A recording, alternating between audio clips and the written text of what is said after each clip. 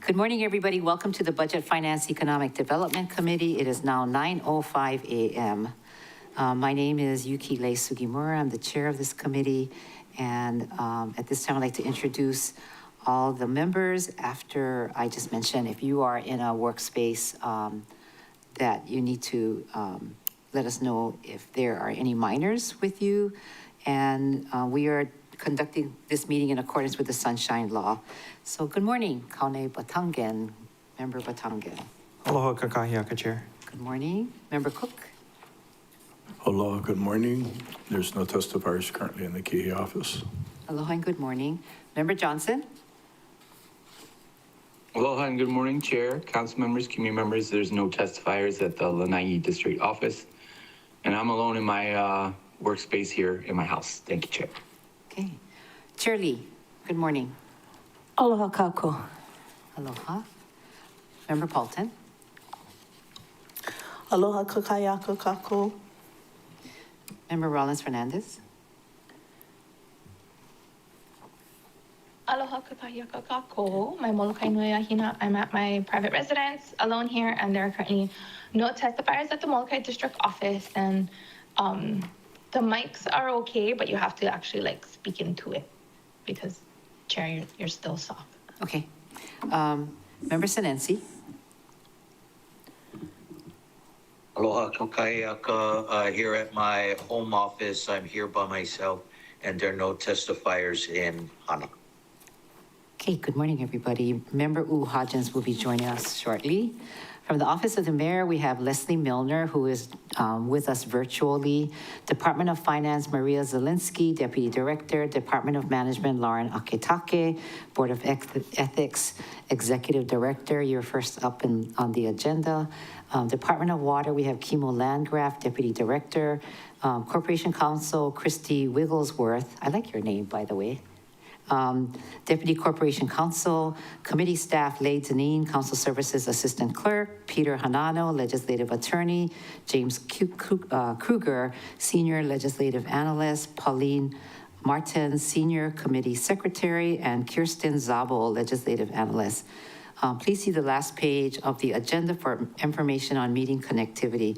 Thank you, members, for attending today's BFED committee meeting. We have 4 items on the agenda today, which is BFED 47 regarding the Board of Ethics, Bill 2, 2026, amending Section 2.56.080, Maui County Code relating to setting the salaries by the Executive Director and establishing new pay scales, BFED 20, 2022, fiscal year 25, and fiscal year 26 carryover savings. This is being brought up so we can prepare for the upcoming budget.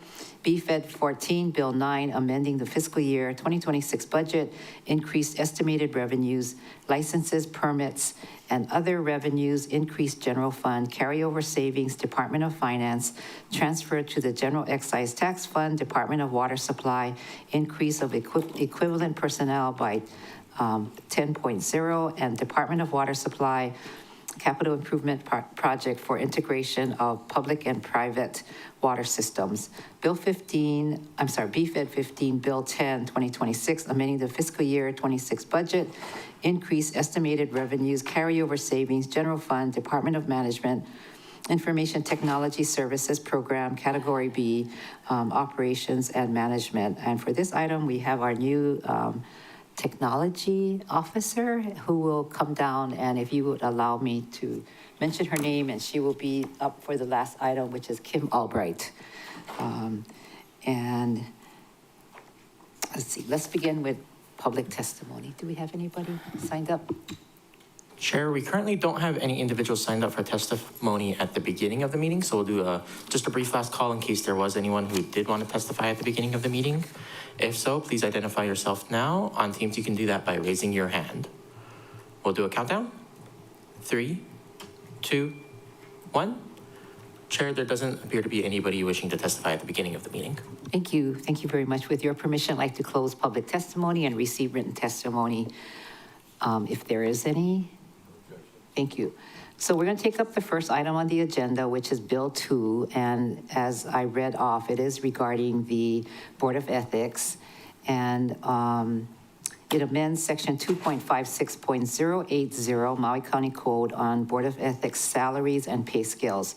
This bill will allow the executive director to set salaries within the pay ranges and pay scale established in section 2.56.080, allow the board to set the executive director's salary capped at $227,091, authorize the Board of Ethics to hire additional attorneys as needed with annual pay based on full years since admission to practice.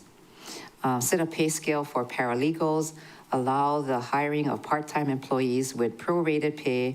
Joining us today to assist us in our discussion is Leslie Milner online, our budget director, as well as Lauren Akitake. So can I ask for opening comments from the Board of Ethics? Good morning, Good Executive morning. Director Akitake. Good morning. Thank you, Chair, Vice Chair, and committee members. My name is Lauren Akitake. I am the Executive Director, Legal Counsel to the Board of Ethics.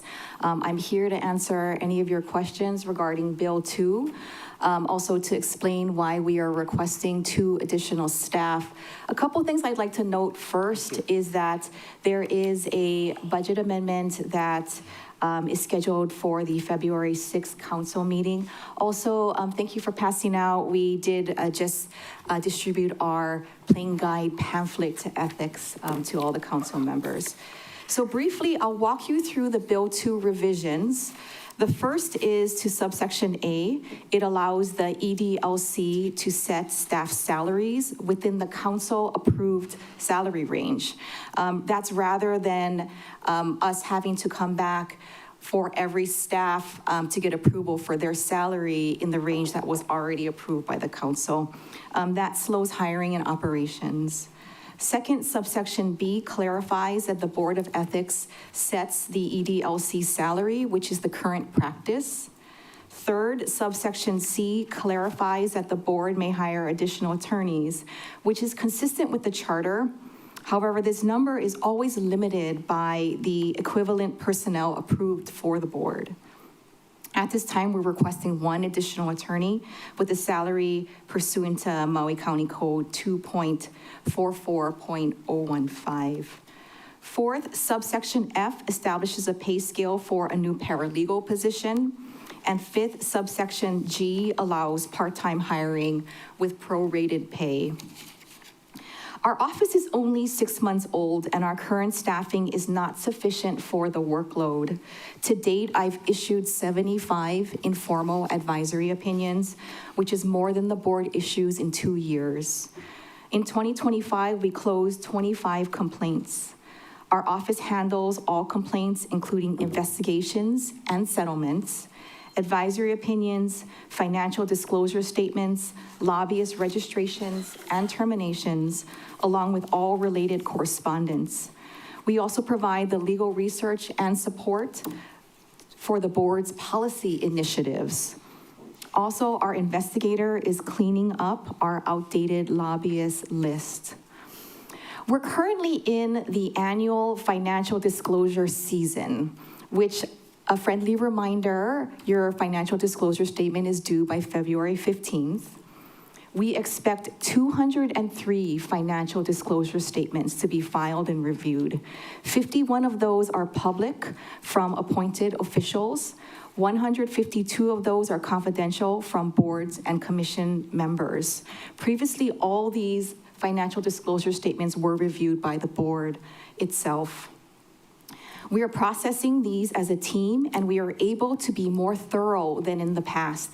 For example, our investigator has been calling to obtain additional information about, for example, secondary employment and business interests. We're also issuing more cautionary letters than we have in the past. As of today, 22 of 52 appointed official filings have been received. 51 of 152 confidential filings have been received. As the only attorney in the office, I handle all UEPA document requests and OIP appeals. We also support Corp Counsel on board agency appeals that are in circuit court. Also, a second attorney is essential for contested cases. As one attorney presents the case and another represents the board, I would not be able to do both of those at the same time. By comparison, the Honolulu Ethics Commission has 11 staff. That includes 4 lawyers, 2 legal clerks, 2 investigators, a training specialist, and 2 administrative assistants. While Honolulu has more employees and staff, we have more boards and commissions, 37 compared to 30.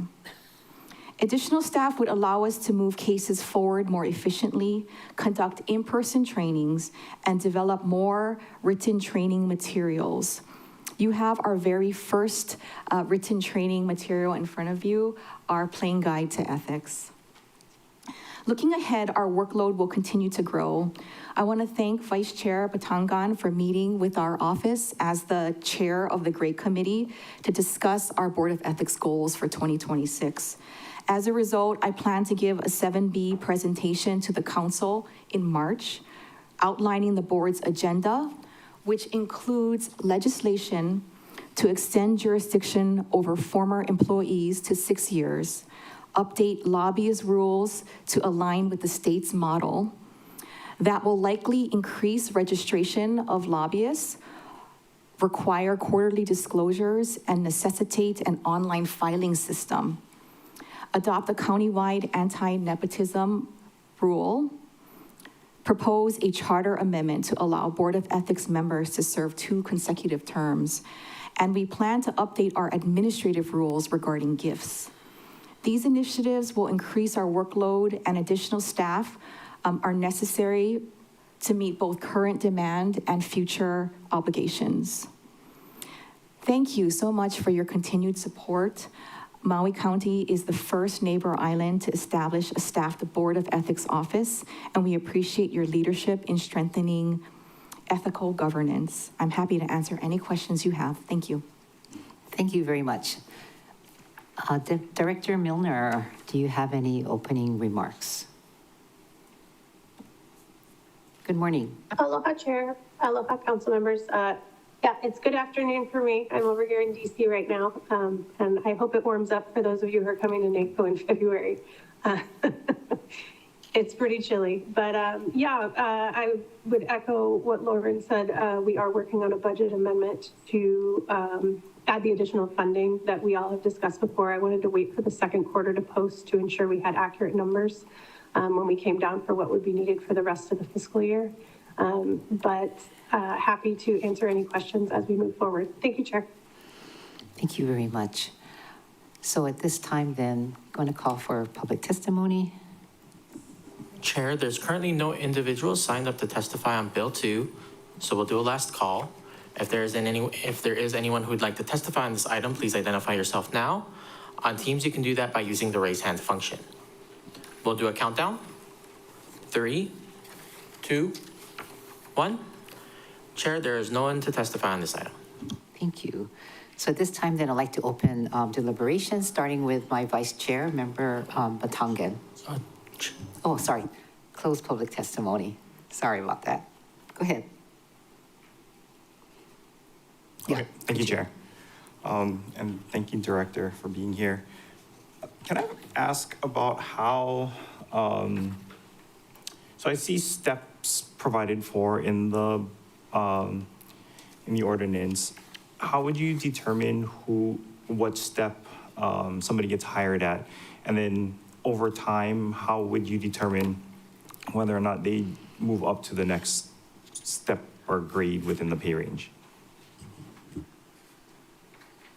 Go ahead, please. Thank you, Chair. Thank you for that question, Councilmember Batangan. I already hired two staff, and I determined their step based on the negotiations for their employment. And so that is how I determined that. For the staff, I can do that. That's my understanding. But for the attorney, it's based on the years of service pursuant to Maui County Code 2.44.015. That's my intention. I do know that it has been mentioned that I could go possibly outside of that, but that is my intention, that I will stick to that for the attorney position. Oh, thank you. So I guess when I was at the MPO, I had a similar situation where the board hired and fired the ED, and then the ED had discretion over hiring, firing, managing, and setting the salary for everybody else. But on an annual basis, I had to go back to the board and get their approval for any pay increases for myself and for my staff. And I guess my only hesitation with the bill as it's currently proposed is that there's no check of that sort, where the ED would have sole discretion to set everybody's salary, everybody else's salary. So I'm grateful to hear that at least the attorneys would be pegged to something. I think I would feel a little bit more comfortable if it would be the ED would set with like approval by the Board of Ethics or some other check. Because you being an independent agency, I feel like I'd feel more comfortable if the council was more hands-off, but I would still prefer there to be some other sort of review rather than sole discretion at the ED. And I guess that's just what I'm trying to get at. It sounds like you had negotiations with the non-attorneys and that you have some kind of, you're pegging the pay scale for the attorneys to something else, which does give me some comfort. But I guess that's what I'm thinking right now. I don't have any other questions for this round. Thank you, Chair. Thank you very much, Member Batangan, and 3 minutes per member. Chair Lee. No questions. Thank you. Member Paulton. Thank you.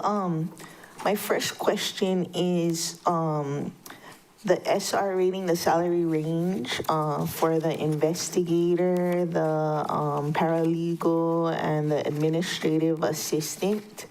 Is it comparable with civil service salary rating and step scale?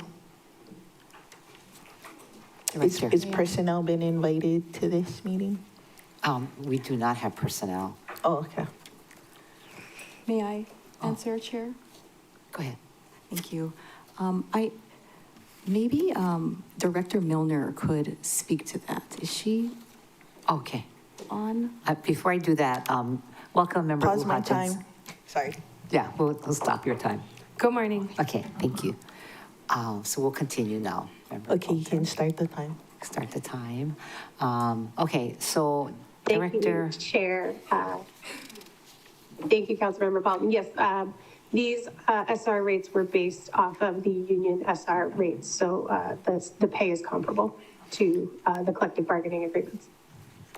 And so then, Ms. Akitake, will you be following the civil service scale for step movements? Like we start off on A for 1 year, then we move to B, and then every 3 years after C.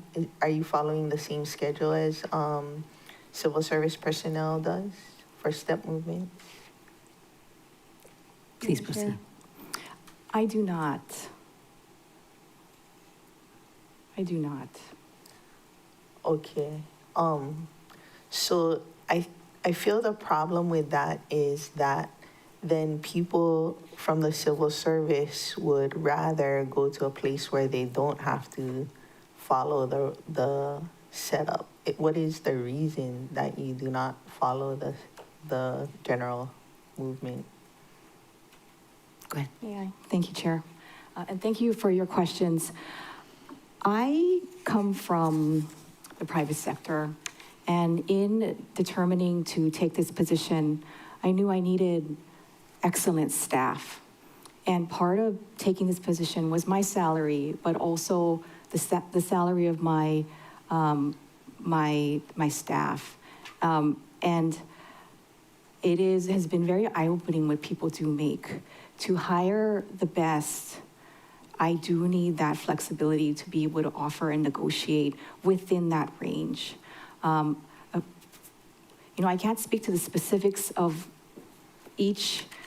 I don't know that I can, but in particular, my investigator, she's had a very long and distinguished career. And I highly doubt that she would have come on at the base investigator step. And so I guess my point is that for me, I feel similarly about all of our employees. They all have very important jobs. They all succumb to the same price quality of living.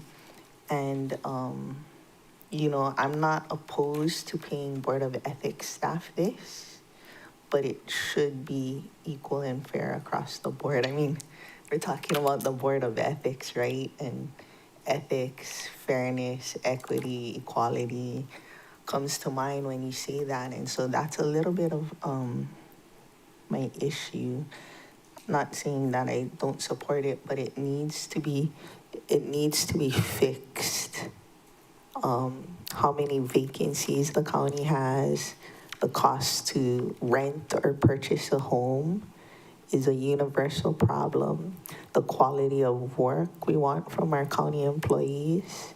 I think we should demand excellence for everyone and pay accordingly for everyone to create this thing. When we had our own staff, we wanted to do the same. We heard big outrage, and I think ultimately the issue is we need to pay a living wage for everyone. We need to pay excellent wages for excellent work for everyone. And I'm not sure how we get from where we are now to where we need to be. Thank you. Next, we have Member Johnson. Thank you, Chair. My questions have been asked and answered. No question this time. Thank you. Member Rollins Fernandez. Mahalo, Chair. Mahalo, Ms. Akipake, for being with us today. I support this bill. I did have a question, maybe for Member Batangan. Are MPO staff civil service? Chair? Go ahead. No, the MPO staff is not civil Right. service, so they are at will, and if the ED changes, so may they.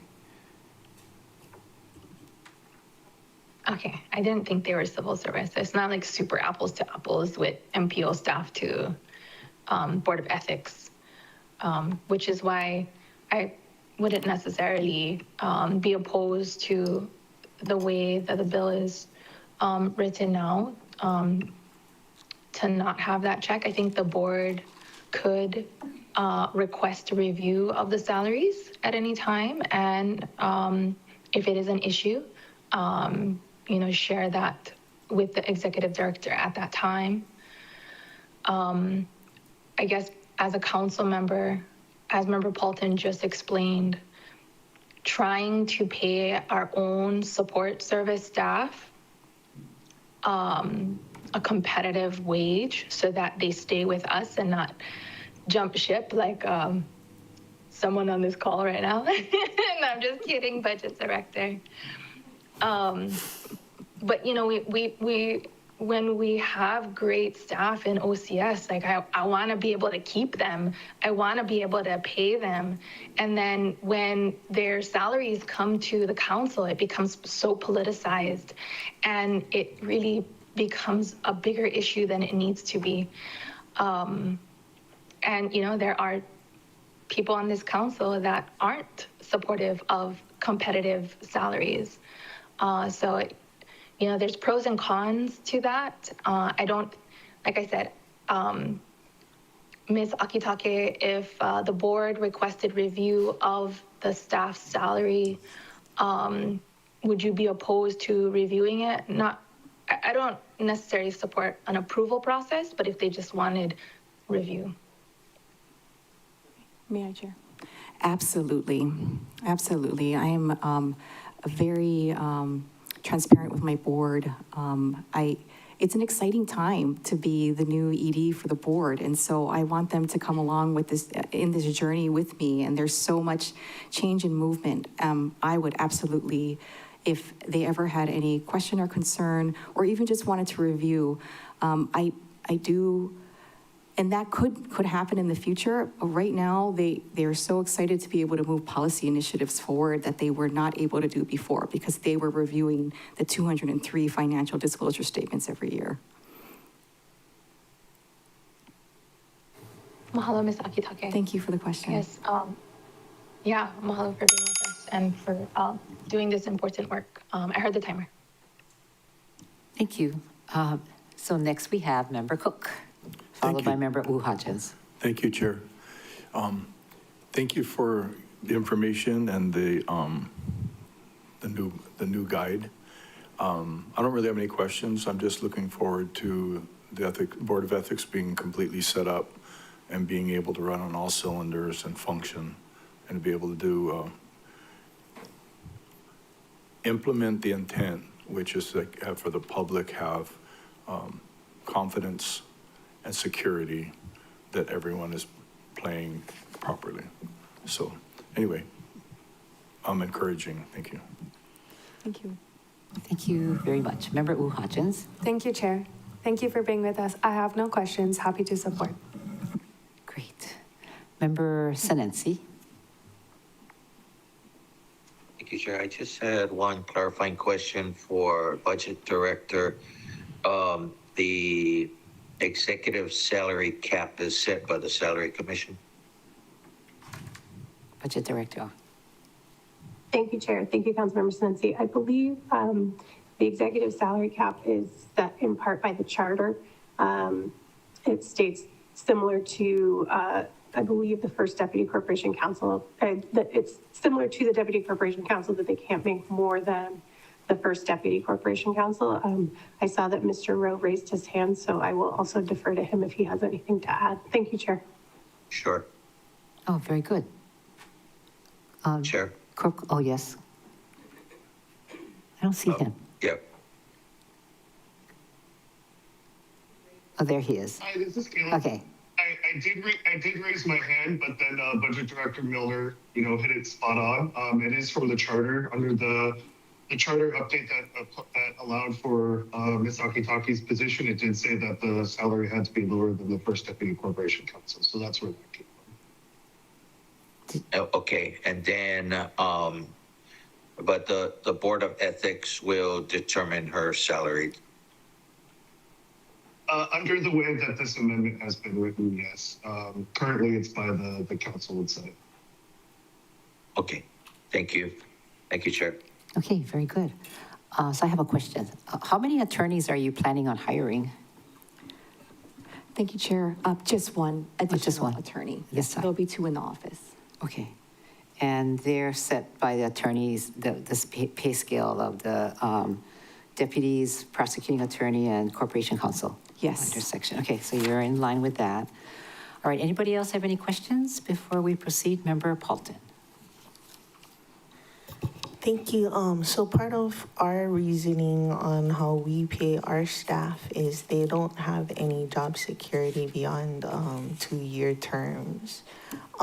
What is there a end date to any of the things that you and your staff do? Like, is there some sort of job security? Is it like they're hired and fired at the pleasure of the executive director? Did they have to pre-sign resignation letters? Just wondering about those things. Director. Thank you, Chair. Thank you, Council Member. No, No there's pre-signed no resignation term, letter? there's no pre-signed resignation. So in theory, are they protected by the union? Are they a union member? I will defer that to Corp counsel. someone who's, yes, to Mr. There's Rowe. Mr. Rowe.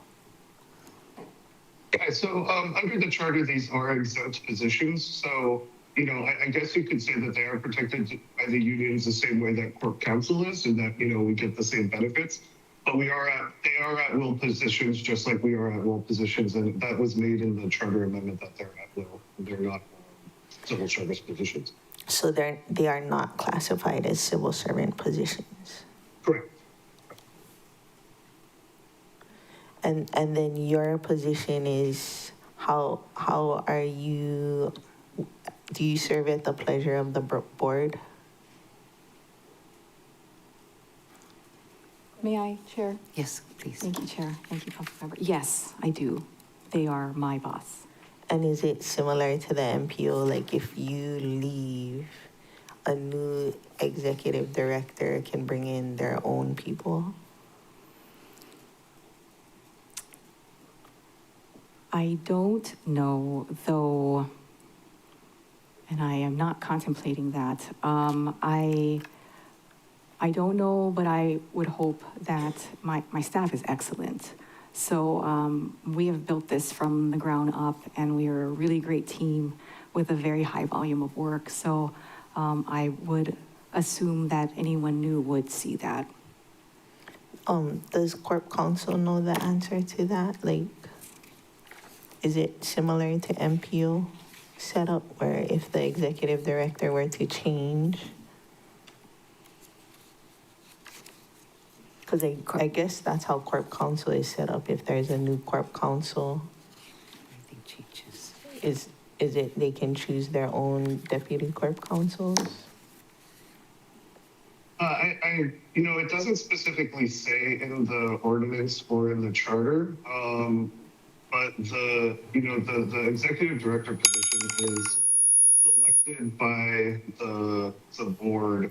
So I believe that the board does have, some discretion over, in the interview process, whether or not they want to keep the former employees. But, again, they're at will. So if a new executive director were to be hired, they would have the ability to fill those positions because they're not civil service.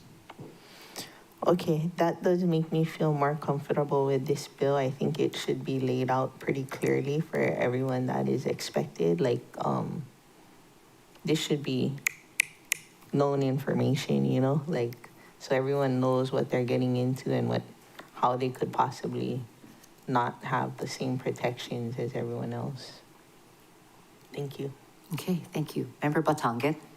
Thank you, Chair. Yeah, so in my first round of questioning, I had just kind of assumed that Board of Ethics staff did not have civil service protections, that they were all at will. So thank you, Member Rollins Fernandez and Paulton, for clarifying that. And I think this is a conversation that goes beyond just the Board of Ethics staff. I think we struggle with how to compensate at-will employees countywide. There was debate with OCS staff. There's been debate with Office of the Mayor staff. I also struggled with how to compensate my staff at the MPO because I was looking to peg their salaries to what the council and the mayor were doing, and they went in divergent paths. So I do think that there are sacrifices that you make when you become an at-will employee. You don't have the union protections, but with that, generally you are compensated a little bit higher. I think my concern is that all of the at-will employees throughout the county are taking different tracks on how we should value, that risk that they assume. I'm comfortable giving the discretion to the executive director. I guess my hesitation still stands that I would prefer to see it be set by the executive director with review and approval by the Board of Ethics. I'm still kind of wordsmithing how I would raise an amendment to that nature, but I just wanted to express my support for the general concept and for what I'm thinking in terms of a check on the ED's powers. Very good. You want to say something? Yes, thank you, Chair. And thank you, Councilmember Batangan and Paulton and Rollins Fernandez. This is a really helpful conversation for me, so thank you.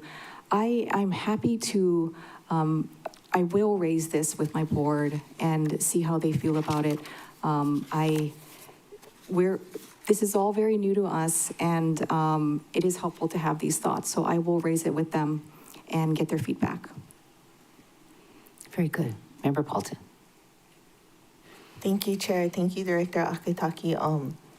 And I'm not sure how much of this you intend or plan to do, but because you did say that this is very new to you, my suggestion, comment, advice would be to follow at least the same civil service performance review process of initial probationary, whatever, and then annual job performance reports. In that way, whatever decision that you make on whatever step that they get to, it's all very documented and transparent. Not that it's open for inspection for everyone, but if at any time there's a question, there is documentation to back up decisions. My understanding is that if it's at will, I don't know if this process of job performance review is standard for non-civil service employees, but I think at least that process of a set schedule of performance review that is gone over with the employee makes it so that there's no questions, and it's a set process. And if there's any complaint or reason, like why one person got a step movement and another person got a step movement, or if there's any question, it's all documented. So that would be my advice, to at least follow the civil service performance review process. Okay. Thank you, Chair. I will look into that and I will touch base with my board. Thank you. Thank you. Anybody else have any questions or comments? Member Botangan. Thank you, Chair. So if you're going to be touching base with your board, would you like us to take action today or wait until after you have that conversation? Go ahead. Thank you, Chair. Thank you, Council Member. I am assuming that my board will be happy to have this conversation, but that they don't want to be that involved. They are very happy with the direction. We have moved mountains in 6 months, and so I'll touch base with them, but I would not want to hold this up today, given that I will have the conversation, but I don't think that they would want to be that involved. Okay. Thank you, Chair. I guess that being the case, then I will not be proposing an amendment at the moment. I'd like to see how that conversation goes with the board, and then if needed, we can revisit this. I recognize that would still permit you to negotiate and hire people at a certain range, and I accept that. I think I'm just trusting that you'll give a good faith effort to be fair to all involved, and we can revisit this conversation if need be. Very good. Okay. Are you done? Yes. Yeah, okay. So any more, Member Paulton? Anybody else? Sorry if I missed anybody online. Oh, Member Paulton, Member Rollins Fernandez? Sure. Okay, go ahead, Member Rollins Fernandez. Mahalo, Chair. Okay, so in Ms. Akitake, in your opening remarks, you talked about I think you said contested case hearings, where you cannot represent both sides, which is one of the reasons for hiring another attorney. Would you share with us some background on how it was handled before the Board of Ethics had staff? Go ahead. Thank you, Chair. Thank you, Councilmember Rollins Fernandez. We did not have very many contested cases, so I will defer to Corp Counsel Rowe to answer if he does know of a contested case he had during his tenure. Aloha, Deputy Corp Counsel Rowe, do you know? Hi, sure, if I may. So the way that our contested case hearings used to work was that it was really the person who was making the complaint was basically having a contested case hearing before the board against the person that the complaint was against. So it was complaint driven, and we had the complainant basically presenting their case to the board. The problem with that is that if the board ever wanted to initiate its own complaint, if they had kind of done an investigation and they had seen this, then the same person, it would, our rules weren't really set up for that. So that's part of the reason that the board felt that the executive director position was needed, so they would have someone who could present cases in front of them. So that's kind of how it was done. We really didn't have any complaints brought forward by the board specifically to be presented to the board. Did that answer your question? I know that was a little bit confusing. Yes, it did. Mahalo. And I recognize that with more capacity has resulted in more work for your office and for the board. Well, I don't know, actually, maybe less work for the board because that's why the board wanted staff. Because it was just, an overwhelming amount of work for volunteers to get done in the short amount of time they had. But I think overall, I think it's great. I don't see more complaints as a bad thing. I think having that opportunity to ask, beforehand about, getting opinions is good. And, because often we'll just hear about like the really egregious violations. And then, it'll result in a lot of consequences. But having someone that can like help guide us, I think is like really helpful and will prevent the, hopefully the egregious violations of the code of ethics. So mahalo. And I don't know if you want to comment on anything, Ms. Akitake. Yeah, thank you, Chair. Thank you, Council Member. So you're correct. The workload for the board has gone down significantly because they don't have to do the busy work. They would spend hours reviewing financial disclosure statements, and at a certain point, they needed to get them done. And so now our office, we're able to be more thorough, and my investigator and myself, we're making calls to follow up on things that are listed. We're even looking at previous years. Sometimes there was a business listed previously and it's not listed now, and we just want to check. We also look at DCCA filings and have been helpful to people to mention that they're not in good standing with the DCCA, and there have been some who didn't know that. So we are being a lot more thorough now, and I have been very happy with the response that people have thought through their secondary employment, their business interests, and are willing to work with us to be within the rules. But the great thing is that the work has lessened with the busy work, and now the board is so excited to be able to focus on their policy initiatives. They weren't able to do that at all. So I'm doing the research for them. If you look in our December board packet, we did research on the anti-nepotism rule, and we dug up the last time the council looked at that in 2015, 2016, and lobbyist rules, and there was a permitted interaction group formed before I started on updating our gift rules. So that is the kind of work the board wants to do. Thank you. Awesome. Mahalo for that update, and mahalo to you, the board, and your staff for all your hard work. Mahalo, Chair. Yeah, it's amazing how we were able to survive without this happening. Member Paulton. Thank you, Chair. I don't have any further questions for Ms. Akitake. My question is for you. When I looked at it last night, I don't know if I didn't refresh my screen, but I see now that there's additional items posted to Granicus.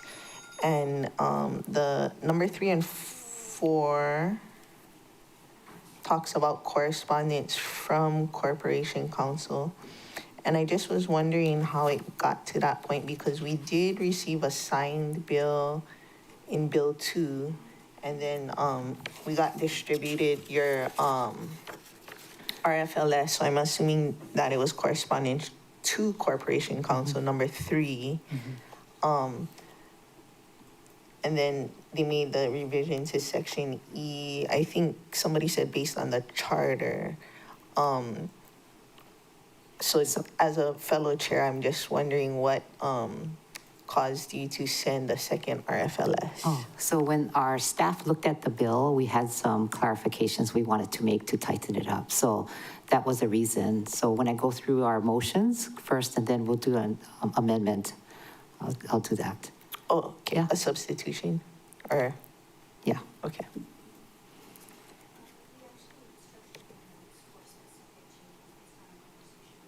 Okay. Ms. Sabo, please.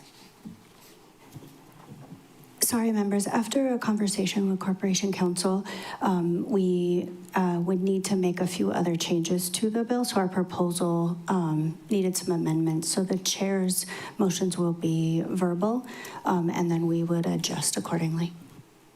Okay. In addition to this RFLS, you mean? It would be slightly different than the RFLS. Yeah, we'll just Okay, thank you. to the title and then to section E. All right, members, so at this time then, no more questions.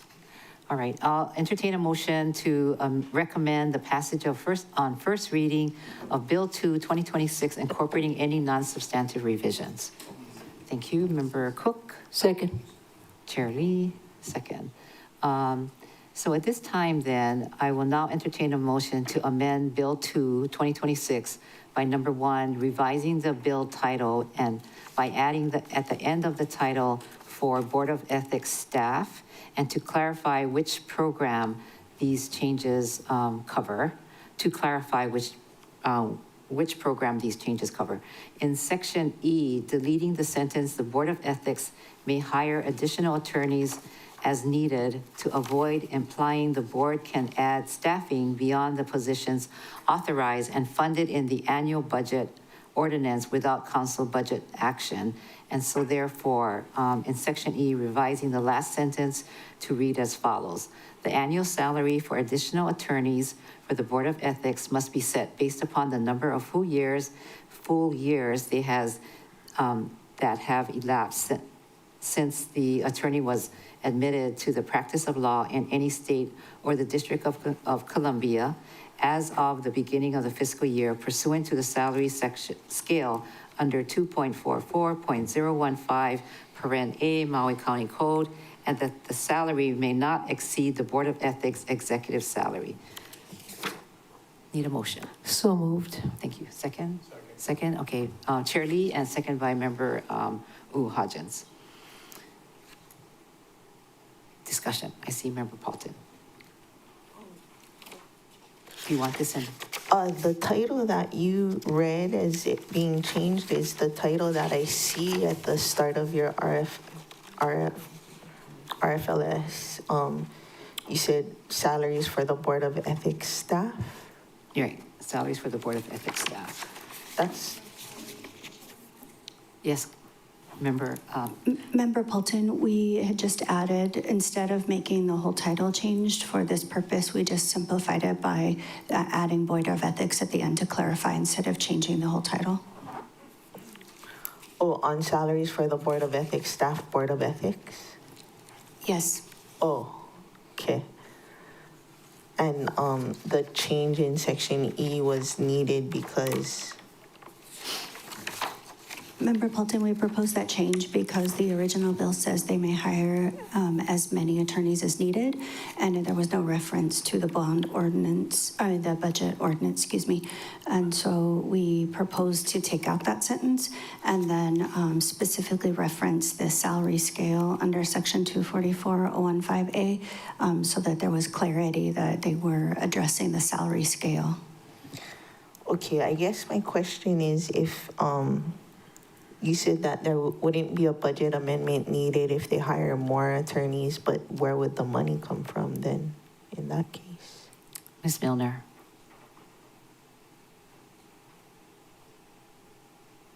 Oh, there. Did you hear the question? Sorry, Councilmember Funk. I did not. Could you repeat it, please? Member Paulton. Sure, I didn't catch all 100% of the verbal amendment, but from what it sounded like is they can hire however much staff as long as it's paid less than the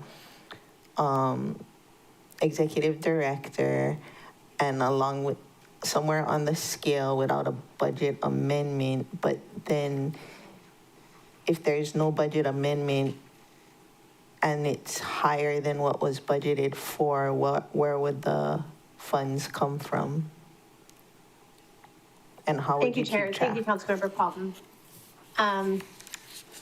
Yeah, I believe if they need additional A funds, we would need to do a budget amendment like we will be doing this fiscal year. I know there was some discussion about not exceeding the EP in the budget ordinance is the big part of it with some of the language that's being changed for the amendment. So they can hire as many attorneys they want up to the EP that's available to them in the budget ordinance. But if they exceed the A budget salary, then that would necessitate a budget amendment most likely, unless it happens, in the very last month, in which case we may need to use countywide costs. Chair, do you mind repeating what the E was? Because Okay. I didn't fully catch it.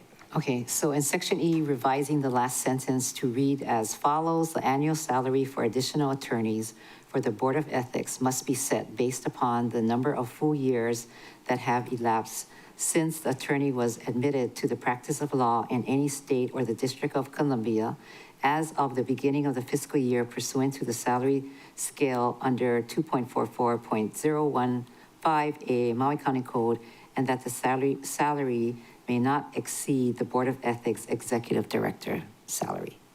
Oh, okay, so Yeah. there wasn't anything about not needing a budget amendment? No. I must have made that up in my head. Thank you. Go ahead. Yes, go ahead, Ms. Zabel. Member Pelton, I think I misspoke, and I wanted to clarify about the title. The amendment to the title is not the CD1 version that was in the RLS. It is the amendment is for the original title, and it would read, the proposal would read, a bill for an ordinance amending section 2.56.080 Maui County Code relating to the setting the salaries by the executive director and establishing new pay scales for the Board of Ethics staff. That's from the bill, too, without the CD1. Okay, thank you. I think I'm all good. Thank Yeah. you. I apologize for that. Okay, members, any more questions? Chair. Member Rollins Fernandez? Yeah, I don't understand what was just read, because I'm looking at what was posted to Granicus as Bill 2 CD1. Is there a different version that I should be looking at? No, we're 'Cause making, it doesn't say what, yeah, you have an ASF? It's only verbal. it's only verbal. Would you like us to send you what the written is?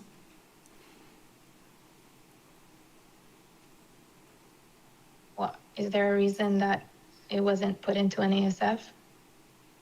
You just thought about that now? No, of course not. This was, go ahead, Ms. Sabo.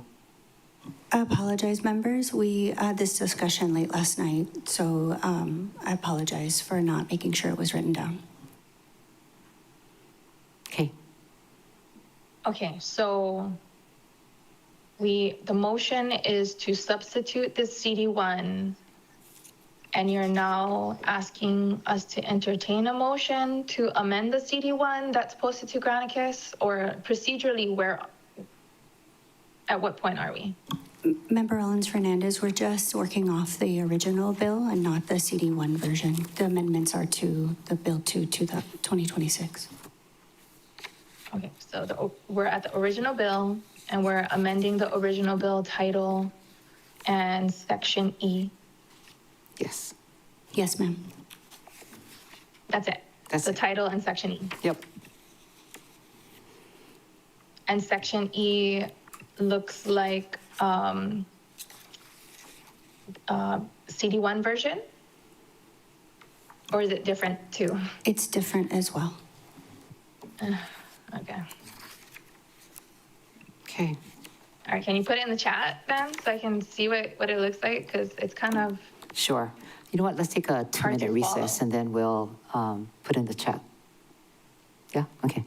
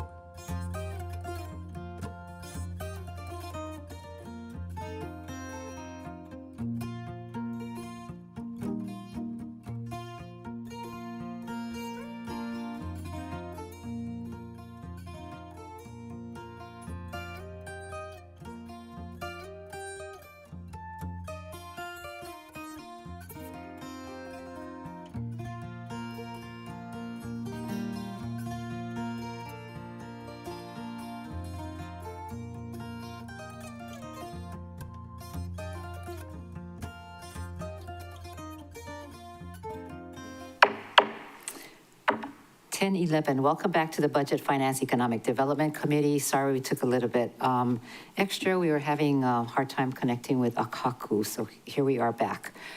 Can you pass out the email to the members? Members, the amendment has been emailed to your emails.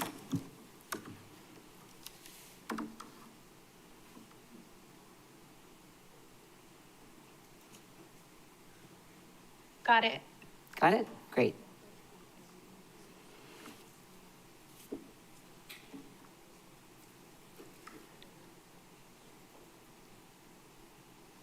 There.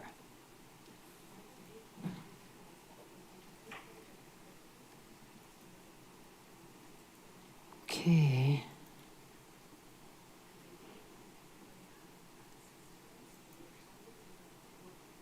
All right.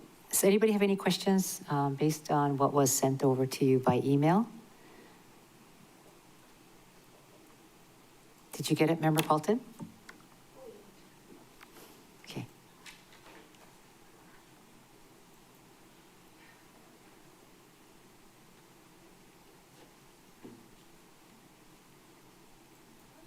Okay, got it. Member I have a Hodges question. is good. Who has a question? Sorry. I have a question. Okay, Member Rollins Fernandez.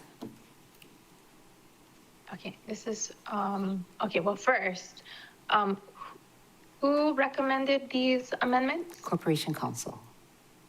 Okay, so my question will be for Deputy Corp Counsel Rowe. Is that I think we have Wigglesworth who's here, advising but- us right now? Is it Wigglesworth or Okay, Rowe? Okay. who recommended these changes? Whoever did, that's who the question is for. Council member, I'm happy to answer any questions that you might have.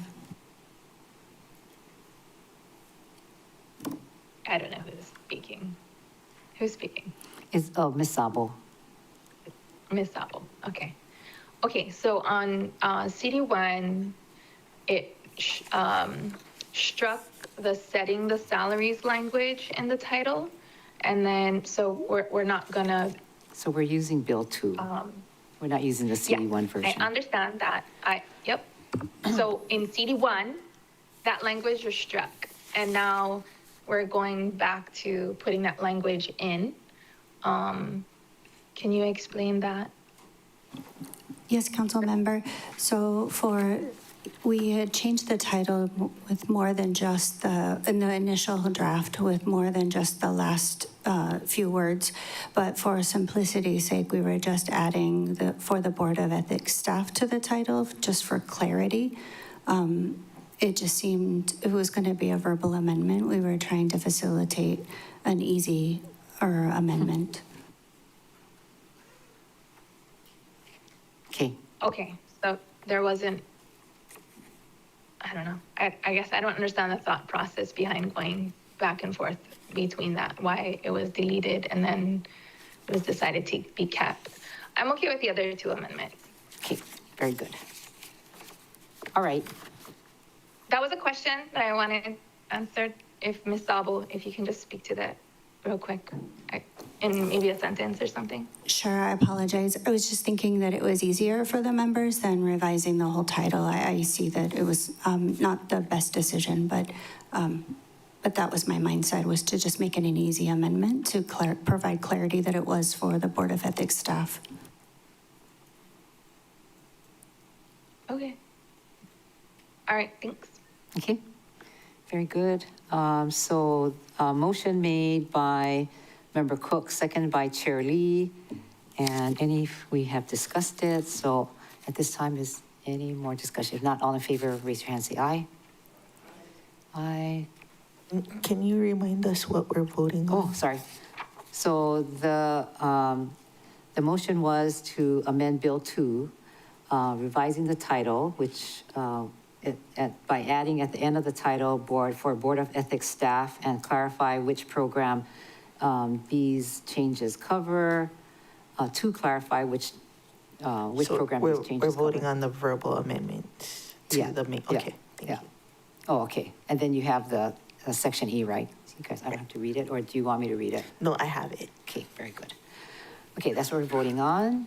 Member Sinesi, you have a question, or are you voting? Member Just a Sinesi? question. Okay, Yeah, thank you, Chair. And so in number 2, deleting the sentence, the Board of Ethics may hire additional attorneys as needed. And I believe Ms. Sabo mentioned that we would have to refer to, what was her reasoning for number 2? I didn't quite catch her reasoning Ms. Sabo. when she read it the first time. Thank you, Member Sinensi. We were just removing or deleting the sentence to say that they can hire as many attorneys as needed, so that there was no conflict with the annual budget ordinance. The annual budget. Okay, thank you for that. Thank you, Chair. Okay, good question. Anybody else? All right, if not, all in favor, raise your hand for the amendment. Okay, good, so everyone's here, 9 ayes, motion carries. Member Johnson's there, okay, we're good. Now, main motion as amended, all in favor, raise your hand, say aye. Aye. 9 ayes, motion carries, very good. Motion passes, so this will now move to full council. Thank you very much for spending probably a lot more time than you thought you would this morning. Thank you, everyone. Appreciate it. Appreciate it. All right, so my members, this discussion went on a little bit longer than I thought it would, and important. And the second item on the agenda is regarding, I think Chair Lee's favorite subject, which is, yep, carryover savings here. So the next item on the agenda is a Rule 7B, so no action will be taken, but I wanted to have this preliminary fiscal year 25 carryover savings report in today's agenda. Materials are on Granicus number 2, and a report by department is on item number 6. And again, this will start preparing us for budget. The preliminary report shows estimated carryover savings of about 175 million before adjustments and recently submitted bills. Today, I'd like to discuss what drives the carryover savings balance, including increases in estimated revenue, unspent operating appropriations, and spent capital appropriations. This is in preparation for us to understand how the approach carryover savings during the fiscal year budget for the fiscal year 27 budget session. So joining us today is Ms. Milner online and Maria Zielinski, Deputy Director of Finance. I'd like to ask for opening comments from the Director and as well as Deputy Director of Finance. Go ahead. Thank you, Chair. Good morning. First, I just want to recognize that inform you folks that the ACFR, the Annual Comprehensive Financial Report, was completed actually on December 23rd. And that's despite having 33% vacancy in our accounts section. So a major accomplishment for them, and we're very pleased with that. And of course, that's an audited document. We have provided the carryover schedules to you folks. This all ties to the ACFR. But let me just start by saying that the first thing is that if you were to look at page 41 of the ACFR, and you probably don't have it in front of you, not critical, but the total general fund balance at June 30th, 2025 was 653.9 million. So that's the total general fund balance. But then what you need to do is look at, to get to the carryover savings, we need to look at the unrestricted fund balance. And that's actually, that amount is 261.1. And once again, that's in the ACFR, that's in the document itself. So 261.1. But from that number, what we actually do, so just to kind of walk you through how we get to this number, is we deduct out what was used for the 2026 budget. okay? What you folks, when we were working on the budget, we used what we view as the carryover savings. So that's, you can't double count it. So that amount was 137.6, and that's by, you'll see that that's in our budget ordinance from fiscal 26. So when you take the 261.1, which is the unrestricted balance, you deduct what was used for the 26 budget, you come up with 123.4 million. So that's almost the carryover, but not quite, because we then have some certifications, and those certifications right now are 24.5, and that's also on the schedule we provided. I believe 2 of them are actually pending that you'll be looking at today as well, Bills 9 and 10, and I do believe I did see a few more certifications coming down the pike that you probably haven't seen yet, but for small amounts, but nevertheless, that will reduce the carryover savings, if you will. But if you take all of that out, so if you take the 123.4, which is before the search, you take out the certifications, 24.5, you come up with 98.9 million. So that's the number we're looking at. That's kind of the magic number that you're looking at right now on the carryover savings. 98.9. So on the schedule, yeah. That would have been the first schedule we sent to BFED, not the most recent schedule, but that's the, I'm rounding it out, but let me just. One moment, Ms. Deputy Director. Yeah. Do the members have this schedule?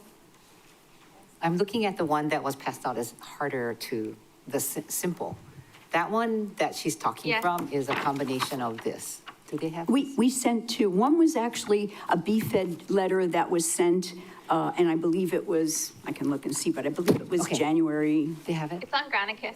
Yeah. Okay. Should be on thanks. Granicus. Yeah, It's I just got like it. what was passed out is a little bit.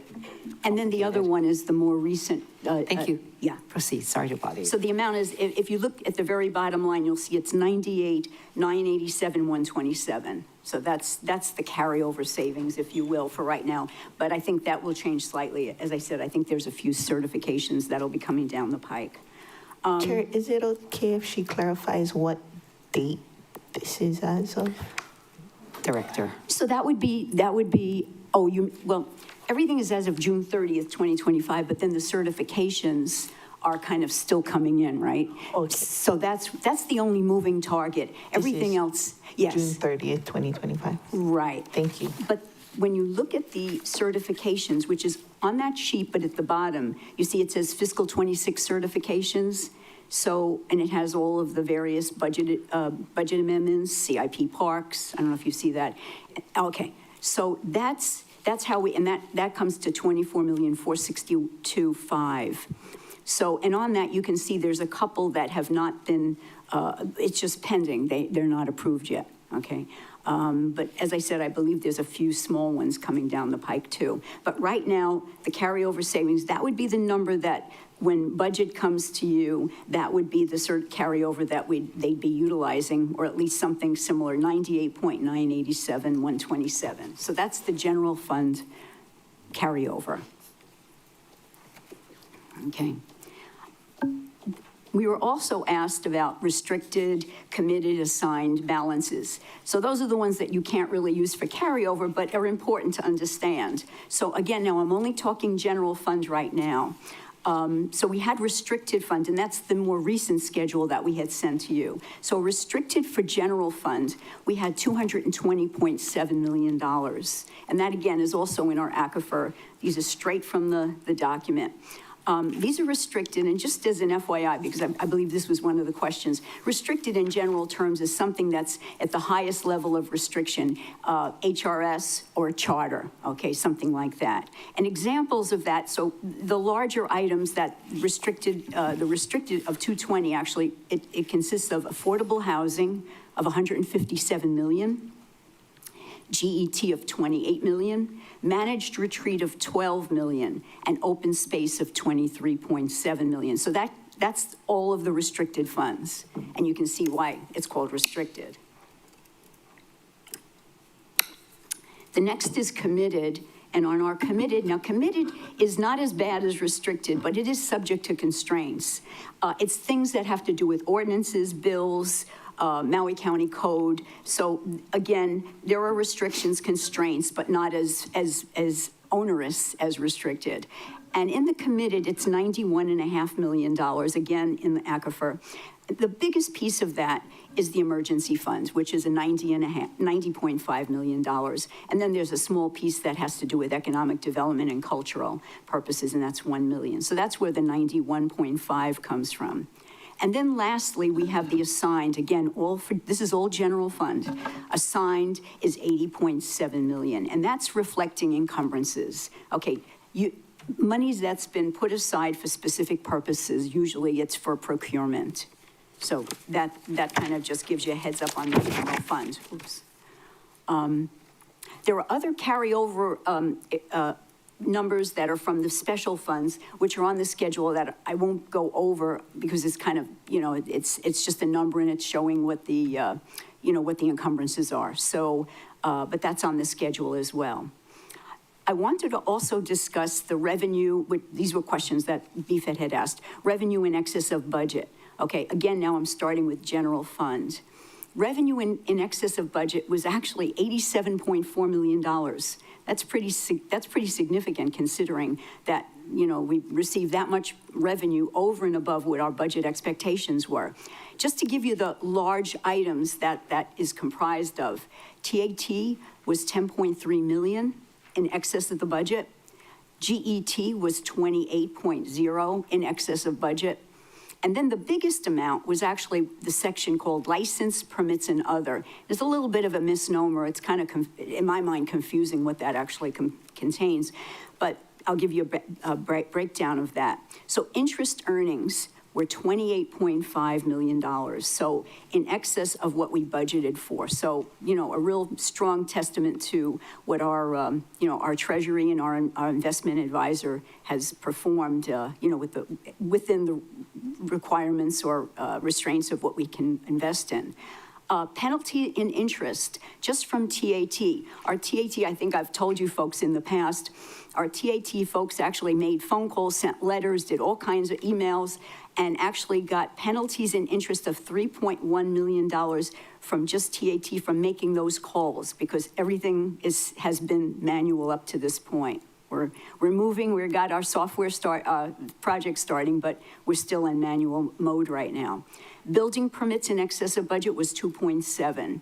And then there was a prior year grant reimbursement that was due to fire expenditures in the previous year in fiscal 24.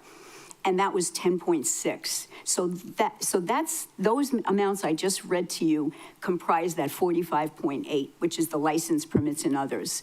And that's ultimately what adds up to the 87.4, which is in excess. That last one, fire. Yeah, it was, my understanding was it was a reimbursement due to fire expenditures that were made in 2024.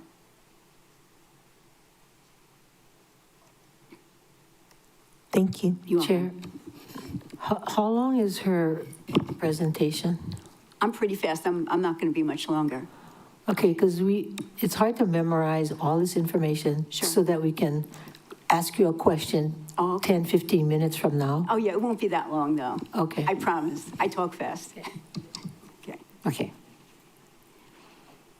The unspent categories, let me just, on revenue, just one quick thing. Those were all general fund monies. On special revenues, water its revenue exceeded budget by 7.4, highway by 5.8 million, and solid waste 8.1. The sewer fund, unfortunately, was less than what the budget was by $3.5 million. And I know that had been discussed in a previous BFED meeting. Can you repeat the water? I don't see it on here. Okay, it should be 7.4. Let me just see. That would have been on a separate page. Let me just see here. Oh, yeah. Oh, you know what?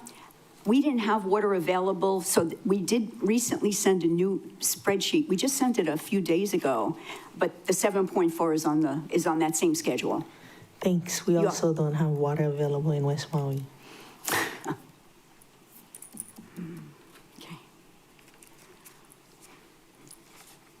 on unspent Category A appropriations, okay, we had primarily the reasons for the unspent Category A, and that's the salaries. The biggest amounts were fire of 5 million, unspent salaries, police 3.6, Parks and Rec 3.1, management 2.1. Those were the big ones. It's all on your schedule, but again, and that's on, I believe, the second page of the sheets that we had sent to you. But those are the large items. Highway Fund had, under Public Works, had 1.7 million of unspent A, Category A. The others were smaller. Finally, unspent B and C appropriations. Now, this is again on just general fund, was $45.6 million. And the big, the major reasons for this, that 45.6 was basically management of 12.4, and that's Office of Recovery, okay? It was Office of Mayor, 3.4 million, that's OED. Countywide was 12.7, so that was actually the largest one. And the reason for countywide being on its B and C being under budget was debt issuance by 6.9. So our debt issuance, as you know, we were very fortunate with our most recent bond issuance, and in any case, our debt service was less, and our ERS, our pension, 5.8. So those are the two reasons why we do have that. That's what comprises primarily the 12.7 on the countywide. The others were smaller. The only other one I'll mention is that sewer fund, actually in their B and C, was 9.8 million, and that was under wastewater, was $9.8 million unspent, and highway public works 4.9. And, oh, I'm sorry, lastly, Department of Water, 7.6. So they had, these special funds also had unspent. And that's pretty much it. I know one of the questions, Chair, was to ask us about CIP appropriations listed by project. Because of our staffing, we were unable to get it done. We will get it done, we promise, but we were unable to get it done for this meeting. That's all I have. Thank you. So that's the end of your presentation. Yes. All right, and yeah, member, staff. Chair, we have one person signed up to testify right now. That would be James Langford. Mr. Langford, please state your name. You have 3 minutes.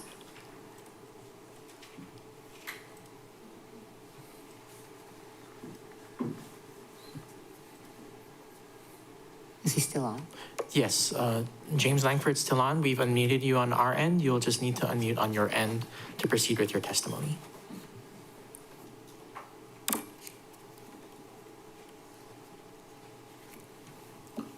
James Langford, last call.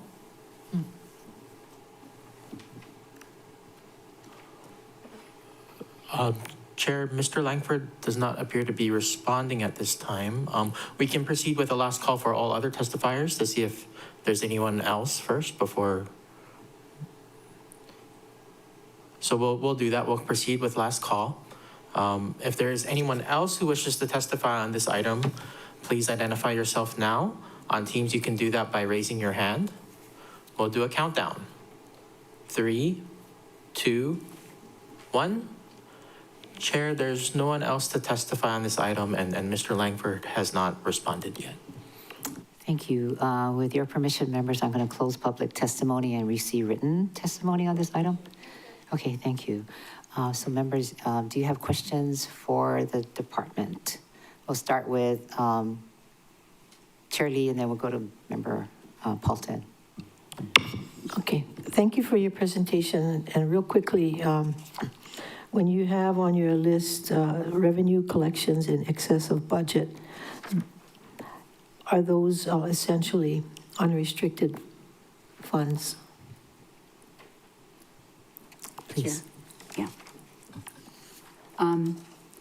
No, it wouldn't. Let me just see for a second here. No, okay, because we would have the GET in there, so that's not unrestricted. Okay, where's the part that you have listed unrestricted funds?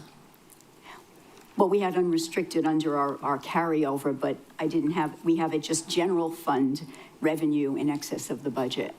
We don't track restricted or unrestricted revenue as compared to the budget. The budget doesn't reflect restricted or unrestricted. Okay, because last year, we had about 48 plus budget amendments, okay? 48 plus changes to your original budget, okay? That's significant to me. Secondly, we never know when these budget amendments are coming. We never know when there's extra money.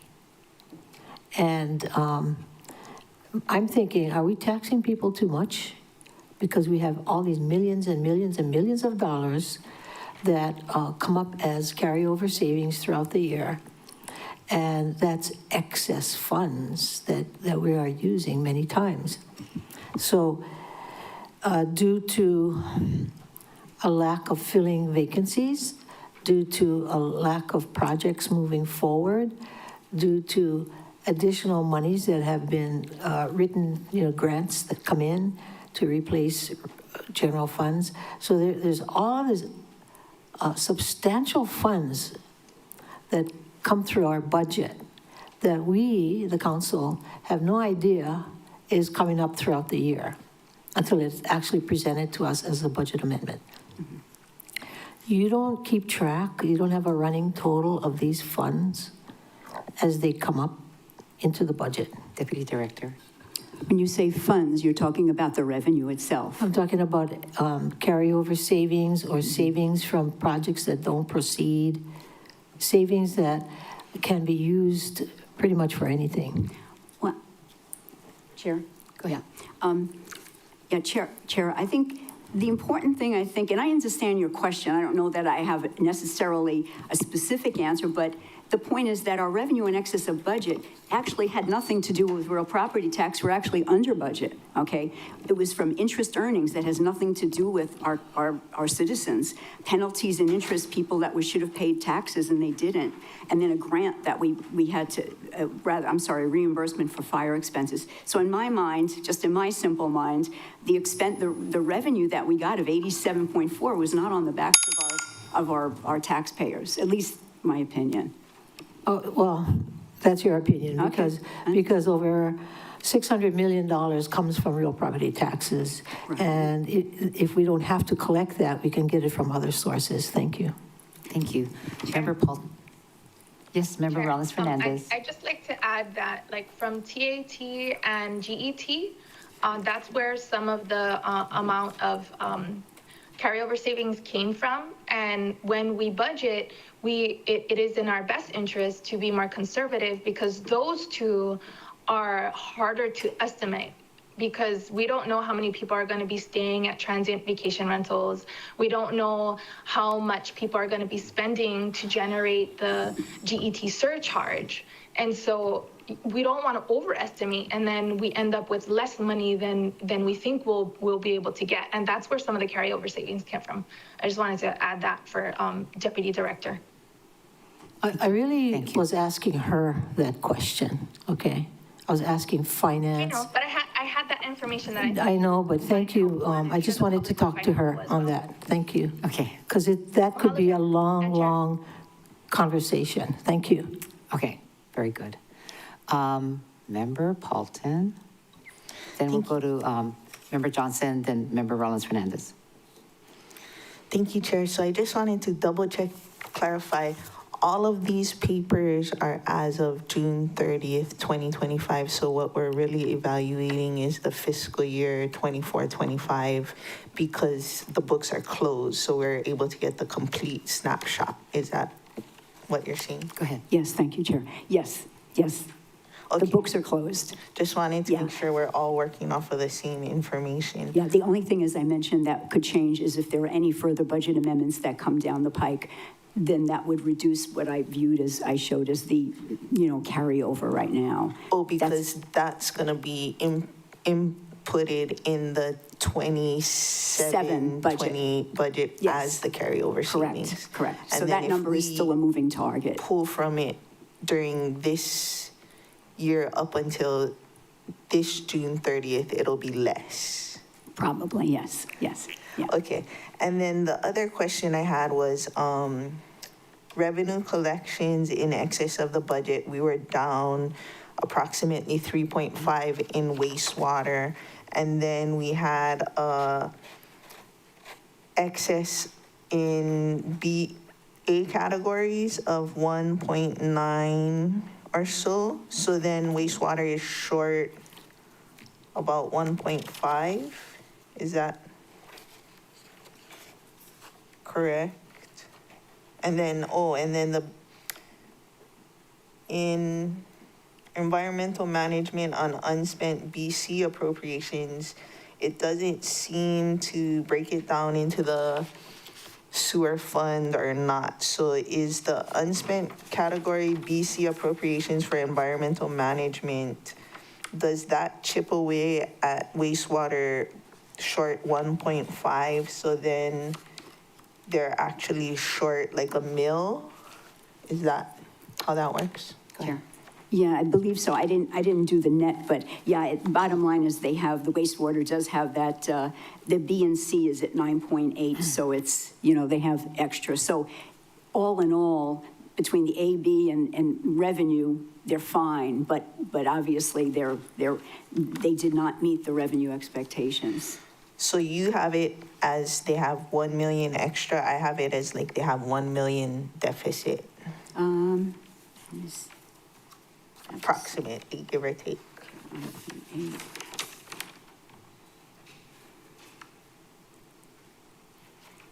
Well, I guess I'm confused because we're showing 2 million in wastewater, in unspent A, right? Oh, okay. And then we've got the 9.8 in B and C, that's 10 point, right? And it's over to 1 million, but they're only short by 3.5 on their revenue, so. Oh, sorry, I didn't flip the page. My bad. Yeah, okay. I was looking at the environmental management on BC. So we're only going off of the wastewater, 9.8. Yes. 1.9, and then subtract out At that the 3.5. So they're, 3.5. net, they're okay. Yeah. Okay. Yeah, okay. And any projections into the future that need adjustments? I don't know offhand. I would actually defer to perhaps Budget Director if she has any knowledge, but no, I don't know offhand. We haven't seen anything The yet. concern specifically for this one was, didn't they have like a 60% increase in sewer fees or something? And then I don't think they came, because I was trying to half that, or was it 9%? Yeah, I don't think it was that. Yeah, I want to say 9. 9%. But Here's Budget Director probably remembers. She She's popped on. up. Oh, she's. And I think Marcy Sato. Thank you, Councilmember Paulton. Yes, for fiscal year 26, it was a 9% increase for the sewer fees. So that was the correction that would address this deficit of 3.5 in revenue, but we're still ahead even with the old sewer rates, right? Yes, as of last year, we were ahead with the old sewer rates. I know part of that probably had to do with, as you'll remember, the last 2 fiscal years, we did notify the council that we were anticipating a shortfall in revenues for the sewer fund. And so they did make adjustments to their spending and maybe not proceed with some things that they would have liked to in order to fall under the anticipated loss of revenue. So that has, I think, an impact on their carryover savings as well. Thank you. Okay, thank you. I did hear the bell, but I guess that's something I would like to keep an eye on, because if we're raising the sewer rates 9% in response to the 2024 numbers, we raised it in this past fiscal year. If it continues to come in so high, maybe we don't keep raising it on folks. Thank you. Marcy Martin is online in case you had any questions. Next, we have Member Johnson, followed by Member Morales-Fernandez. Thank you, Chair. Good morning, everybody. Thank you for your hard work on the budget. Real quick question. What is an acceptable carryover savings for the department? Do you guys have a number or an area or a percent? Deputy Director. Yeah. Thank you, Chair. Councilmember, I don't know that we have a number per se. I think, I know it's really a matter of, I think it's where the comfort is. And I understand, like, for example, Chair Lee, it speaks of, you don't want to tax the residents, and you don't want to do that on the backs of our taxpayers or our residents. But on the other hand, and but you do like to have somewhat of a healthy carryover. And when I say healthy, I mean, I would say that I've seen in the past, when I first started in budget, it looked like we were running about $49-50 million. If I were to give you a number, and this is not an official number, this is just me speaking, I would have to say 50 would make me feel comfortable, I think. Okay. Yeah. Thanks, Brad. I see Director Milner's camera on. The Director, would you like to add to that? Thank you, Chair. Thank you, Councilmember Johnson. Yeah, I would just echo some of what Deputy Director said. We don't have a specific percentage that we mandate for the departments. I would say, obviously, as we're all aware of in our conversations, we want to make sure that everything that's spent is spent appropriately and that what is spent is necessary and not to spend money just to spend money. Right. And so I think that also leads to some carryover savings. Thank you, Chair. Okay, well, the number is 98 million, is that correct? I feel that's too high. Do you guys agree with that, the department? Deputy Director. Thank you, Chair. I don't want to say I feel it's too high, but I understand there's an amount of comfort that you want to have some, something to work with just in case there's an issue, but you don't want to overdo it. As I mentioned before, and I'm just, I guess in some ways justifying it, but I don't feel bad about our interest earnings being $30 million over budget. That's not on anybody. That's just on the banks paying us more. So those kinds of things. Yeah. Thank you. So that's just kind of how I feel. If there are reasons why it gets us to the 90, I'm okay with it. But anyway, Sure. I Director understand Milner, though, Council Member. Thank you, Chair. Thank you, Councilmember Johnson. Yeah, no, I understand the discomfort with significant carryover savings. I would add, as Deputy Director said earlier, I think one of the reasons, and we'll see it over the next couple of years, is we are getting those reimbursement payments from the fire, which we can't really account for until they come in, because you all know that process can take up to 5 years or longer. I understand. Thank you, Chair. All right, my time's up, but members, I think moving forward in this next budget, that's something to consider. There are monies that we don't really know how much it will be, but the monies that we do know, I don't like having that kind of carryover savings when we're talking about, oh, we don't have enough funds for this program or that program, and then at the end of the day, we have 98 million as a carryover savings. For me, that's uncomfortable, but I heard my time, and I'll move on to the next council member. Thank you, Chair. Thank you. Member Rollins Fernandez, Member Cook, Member Hodges, and Senency. We have 2 more bills to do, so this discussion is important. Appreciate it. Member Rollins Fernandez. Okay, mahalo. Okay, aloha, Deputy Director Zelinsky. Mahalo for the reports. I thought it was very clear. How long does it take for you for the department to generate these reports? And I'm asking because I think these are great, and I'd love to get them like before every budget session so that we can understand, the previous fiscal year's carryover savings. Please. Thank you, Chair.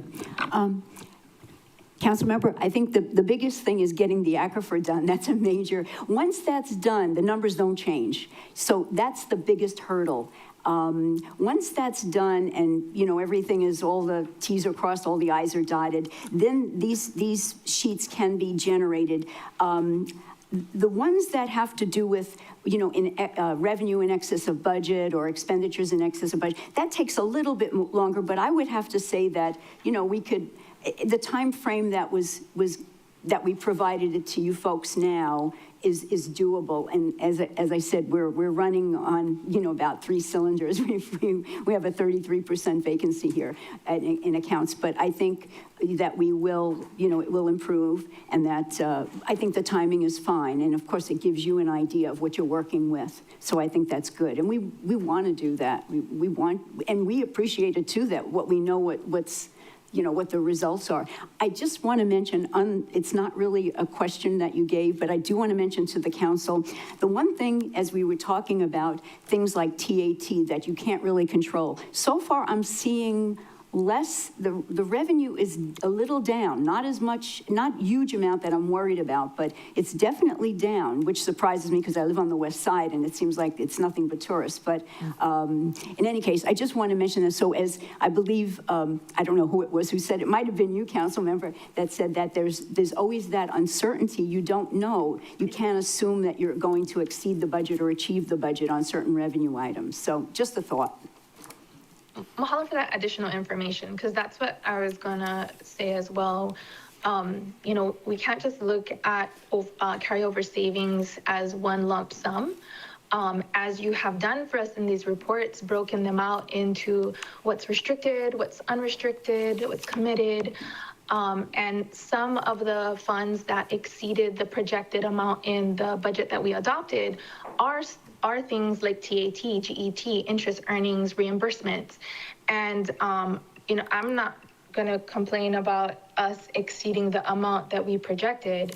I think that's better than the opposite, and then us being in real trouble. I think, it's hard to, especially during the time that we've been on the council. There's been COVID, fires, and it's hard to have like a normal amount of carryover savings. But every year we try to lower the RPT rates for our residents, and the majority votes against it. So let's remember this discussion in April and get a unanimous vote on lowering the rates for our residents that need it the most. Mahalo, Chair. Thank you. Next, we have Member Cook, followed by Member Hodges and Sinensi. Thank you, Chair. So thank you, Deputy Director. Hopefully my question is simple and brief. The monies that we receive for reimbursement for various, and there's a variety of them, it might be FEMA, it might be state, it might be insurance. How is that logged? You might not know when it's going to come. Like FEMA might come over a 3-year period. It might be $40 million. How do you budget and address that? Chair. I think it really depends on the nature of what that reimbursement is. In the case of those expenditures that I mentioned or rather the revenue that we received of $10.6 million, that was actually reflected as an expenditure. So this was just basically an offset, something from FEMA. So that was just an offset and obviously shown as revenue, but it really would depend on the nature of the expenditure. So I'm not really giving you a good answer, I know, but I know many times there have been questions about certain expenditures, and then we get an insurance from it, and it has to go to the same fund. So if it was, say, paid by sewer fund, then it has to go to sewer fund back or something like that. But in this case, I really don't know what this FEMA, what this expenditure specifically was charged to. Good. Thank you very much. That's good for now. No further questions. Thank you. Thank you. Member Hodges, Sinensi, and then Member Batangan after. Thank you, Chair. Thank you for being with us. So I want to just clarify a couple of things and help me understand this, please. So right now we're at $98.9 million carryover savings. But then you were discussing that $24 million that is pending appropriation. So should we adjust that, even though I know it's certified, but in our head, should we adjust that $98 million by minusing the $24 million? No? No, Chair. Please explain that to me. Yeah, if you look at that schedule, I don't know if you have it, the one that shows the 98.9, you have that? Yeah, okay. So look above and you see the 24,462.5. So that's already been taken to an account. And actually, as I mentioned, there's a couple. I think that 10 million is actually Bill 9, if I'm not mistaken. I think that we'll be talking about, you'll be addressing shortly. And I think the 3. So those two at the bottom of that, that comprises, those actually are just still Okay, so that pending. has already been taken Already into been account, included. that 24 million, Correct. which leaves us at 98. Oh, okay. But if budget then comes back with any additional budget, I mean, we still have, we've got through, through the end of June, right? Okay. Or whatever. There could be additional budget amendments. I don't know. I know I did see a couple, but very small amounts, under $500,000, I think, so. Okay, thank you. And then on page 3 of 4 of the big handout that you folks gave us, I think that was Schedule B that you were talking to us about. And then you mentioned something about the Office of the Mayor and their $12 million carryover savings, but that was a lot of information. Would you mind saying that for me? Of course. Thank you. Yeah, we just Management. looked at what was unspent, and that is in the B and the C category. It was 12, I'm sorry, I'm looking at the wrong thing, 12. Office of Mayor was 3.4. Yeah, Office of Mayor was 3, management Was 12.4. And that was primarily Office of Recovery. Office of Recovery. Yeah, and I don't know the specifics, except that it was Office of Recovery. Okay. And then there was another 12, Yes, that's the countywide. and that's just all of it. It's, the countywide is kind of, that includes debt service, so that was 6.9. And then the ERS, which is our pension plan. Okay. And that was 5.8. Those are the two big pieces of why that was under. Okay, and then to also add in, because it wasn't done before you sent this over, the Department of Water at 7.6. Correct. Okay. Yes. Okay, that's all the questions I have. Okay. That was just a lot You of, said 7.4, 7.6? 7.6, yeah, there was something that was 7.4, but I don't think that was something else. Let me just look, you got a good memory, council member. The water revenue, their revenue in excess of budget water was 7.4. excess. Yeah. The 7.6 was their unspent BC appropriation. That's the excess monies that they collected was $7.4 million? Correct. Okay, The 7.6 is just what they didn't spend in operations, B and C. okay, Yeah. thank you. Okay. Thanks, Chair. Member Senesi, then Member Batangan. Thank you, Chair. I just had one clarification question. Did you say, Deputy Zelensky, that CIP projects were also part of the carryover savings or different? Go ahead. Chair. Thank you, council member. Yeah, no, we actually haven't, the CIP was one of the requests from the BFED committee for us to identify. We did not have a chance to do that. So no, that's not included in any of the documentation that we gave to you. We will be providing Okay. it, yeah. Oh, okay, thank you for that. And then I do see for county council, we have carryover savings. Correct. Is that, what does that normally from just unappropriated funds? Do you have that?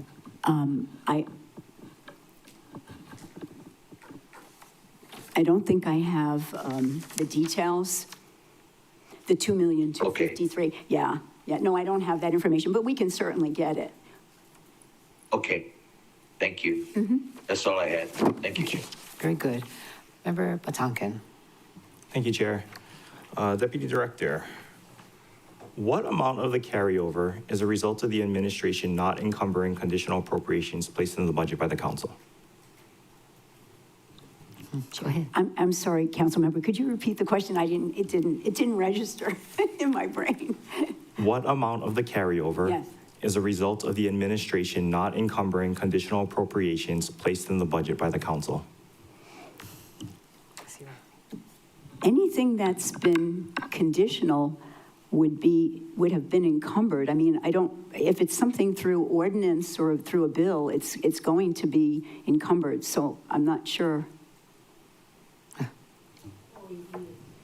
So all conditional appropriations placed in the budget by the council have been encumbered by the administration. Is that what you're saying? I'd have to, I actually don't, I can't answer that. Can I ask that it be transmitted to the administration in writing? Yeah. And ask I have for 3 an questions. explanation for why any conditional appropriation placed in the budget by council has not been encumbered. Okay, we got it. Thank you, Chair. Okay, second question. Am I reading this correctly? So the big handout you gave us, there's, am I seeing $28 million in excess GET tax being collected? That's correct, yes. Okay, so my understanding is that the code requires a fixed percentage of GET to go to the Department of Hawaiian Homeland, but I don't see any appropriation for them listed under restricted or committed funding. Can you please explain? Go ahead. Yeah, that was made. I have to look and see. I don't know offhand where that would be. It probably is under restricted. Ms. Milner? But I know that we did book that. Oh, I see Ms. Milner popped up. Okay. Did you have a comment? Yes. Sorry to interrupt, Deputy Director. Thank you, Chair. Thank you, Councilmember Batangan. So as you can see from there, our excess GET is recognized as part of the general fund carryover savings. And when you get the fiscal year 27 budget, you will see that portion of the carryover savings under the Department of Finance as a transfer to the GET and a transfer to the GET DHHL for that 20%. So that will be reflected in the fiscal year 27 budget when that additional funding is recognized. Thank you, Chair. Very good. Thank you, Budget Director. No other questions. Okay. So I have a couple of questions. So does the county have a policy or target for carryover savings? And do you have is there a policy on target for carryover savings? Chair, no, as I believe Councilmember Rollins Fernandez had asked something similar. Oh, no, I'm sorry. Councilmember Johnson asked that question. No, we really don't have a number per se that we try to achieve. I mean, many times, if the revenue exceeds the budget, that's not something that we could necessarily control. Okay, thank you. Yeah. Okay, so I'm going to also ask staff, if you could send to the department, what is the track record of carryover savings over the last 3 years? So there'll be a look back on that.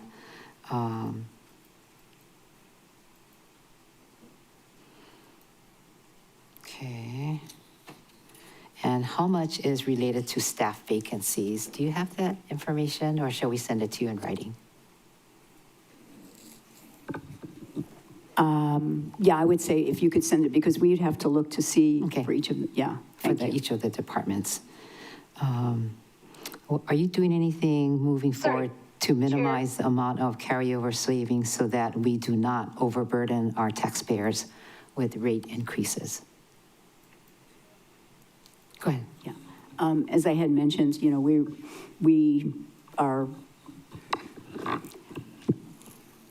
look to our revenue, and when it's in excess of budget, that's going to result in a carryover. And our budget itself, if we've underspent, it's really because of if it's vacancies, as you indicated, or some other reason. But yeah, I mean, it's hard to control that. It's really a matter of how the budget is constructed. Okay. And we try to be as conservative as we can. Thank you very much. So, did I hear a voice? Somebody had a question? Oh, Ms. Milner, sorry about that. Go ahead. That's okay. Thanks, Chair. Sorry. I know it's difficult when I'm over on the TV out of eyesight. I did just want to point out that on the documentation transmitted by the Department of Finance, there is a page specifically about a budget carryover. We can't definitively say that that's all due to vacancies, but I think it would give you a good idea of what you're looking at there. Okay. Thank you, Chair. Thank you very much. All right, so members, I'm going to defer this and we'll bring it up again. Anybody have any pressing questions? Oh, Chair Lee, and then we'll go to the last two items. Go ahead. I think Member Paulton also has a burning question. When I was a budget chair years ago, finance director, deputy, we were advised to set aside anywhere from 10 to 12% for sort of an emergency fund, rainy day fund, you know. So do you not follow that same standard today? Deputy Director. Chair. We do have an emergency fund budget, so monies are put aside for that. Yeah. Okay. Okay. So that's where we're talking about excess funds. When you're talking about excess revenues, a portion of that is designated for a rainy day fund, right? Typically, we will, that's an important, as well as, yeah, that is, yeah. Okay, so, and the other question I had was having to do with, oh shucks, I waited so long, I can't remember now.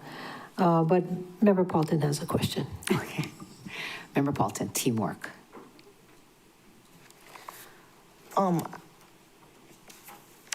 I just had mentioned that when you said the amount that is carried over due to vacancies, wouldn't that be for unspent category A appropriations? Because category A is for salaries. Yeah, go ahead.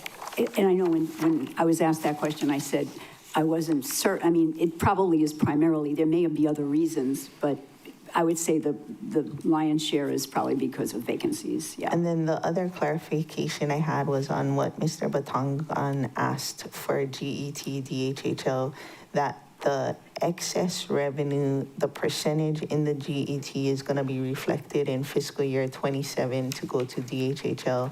Just clarifying, the same would be true for like the open space fund if the general fund comes in higher, TAT, managed retreat fund, if it comes in higher, it would be reflected in not the next fiscal year, but the following fiscal year as an increased percentage because of a higher revenue. Chair, go ahead. I'm actually going to defer to Budget Director because I know that funds, I believe the funds were handled a little differently. I don't want to misspeak. Oh, from GET? I don't know. General fund? There she is. Yeah. Oh, Ms. Milner, did you hear that? Thank you, Chair. Thank you, Councilmember Paulton. For managed retreat, we generally put in 20% of the estimated TAT collection.